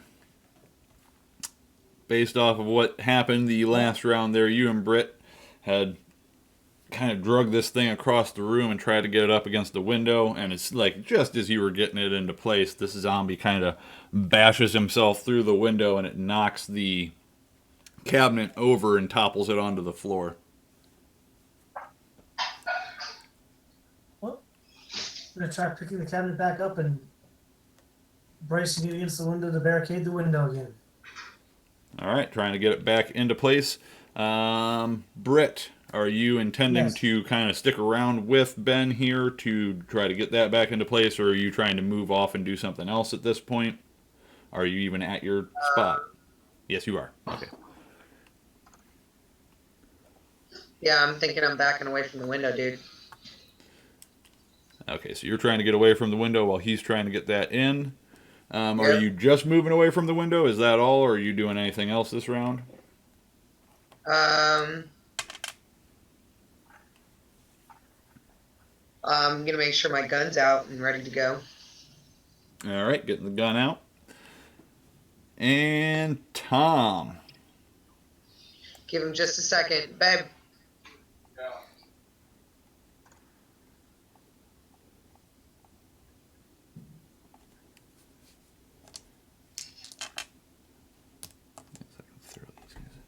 Badoop.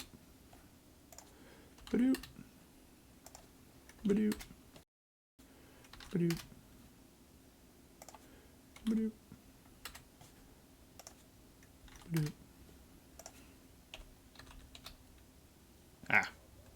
Come on. There we go.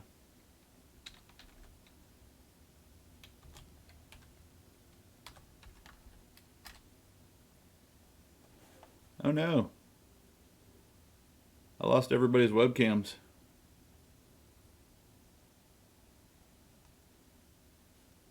Let me try reconnecting people.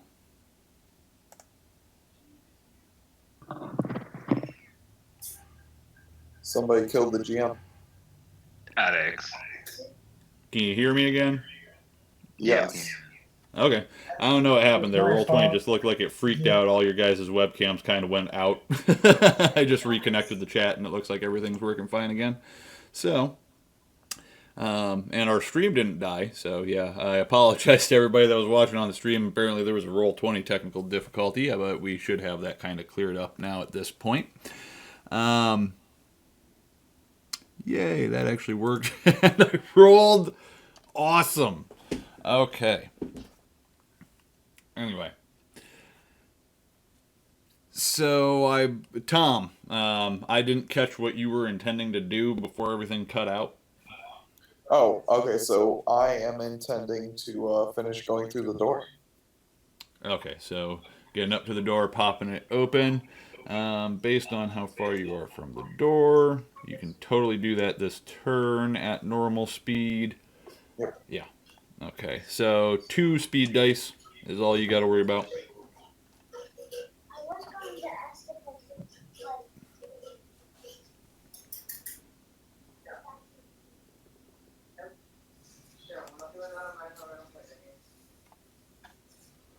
So, as a side note, Tom, if you want to do that slightly differently, you can do /roll 2d6, and it will just Yeah. total it for you and everything. Just quick reference. We're all still learning Roll20, so I don't hold it against you. And let's get everybody in order there. Britt, what was your speed? I missed that in all of this. What did you say? What was your speed? Oh. 2d6. Oh, just normal. Oh, okay. Shit.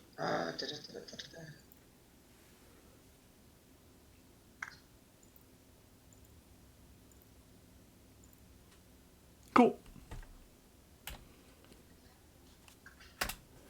And we'll fix the ordering on that real quick. There we go. All right, so Ben, you were actually first there. Did you already make your skill check in the midst of all this as well? I go first. Huh? Or do you go? I was mute.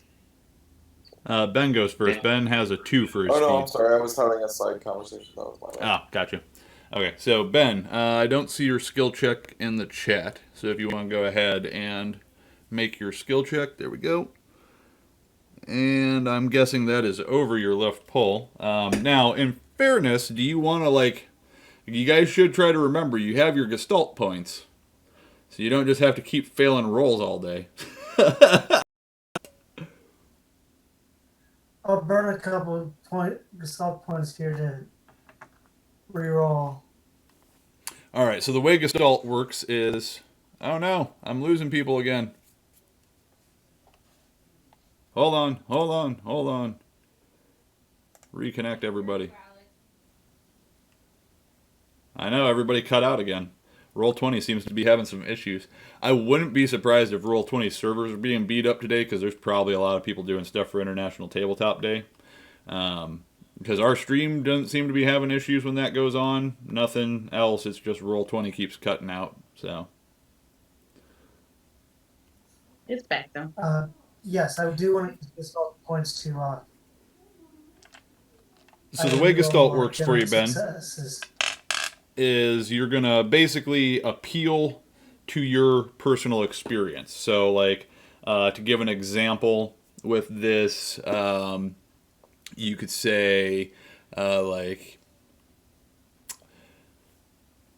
oh, let me get, I played, and this doesn't necessarily apply to you, but like, say I played football for a number of years, for 4 years, and during those 4 years while I was playing football, I frequently lifted weights, which got me really good at lifting. And what I would do is allow you to spend potentially 4 of your Gestalt points, 1 per year that you did that, to raise your actual stat here. So, what would you like to appeal to as the reason why your lift pull should be higher?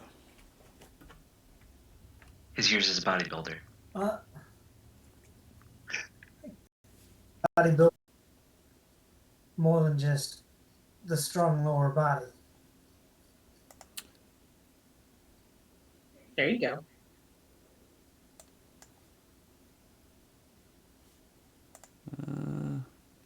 Alex, technical difficulties.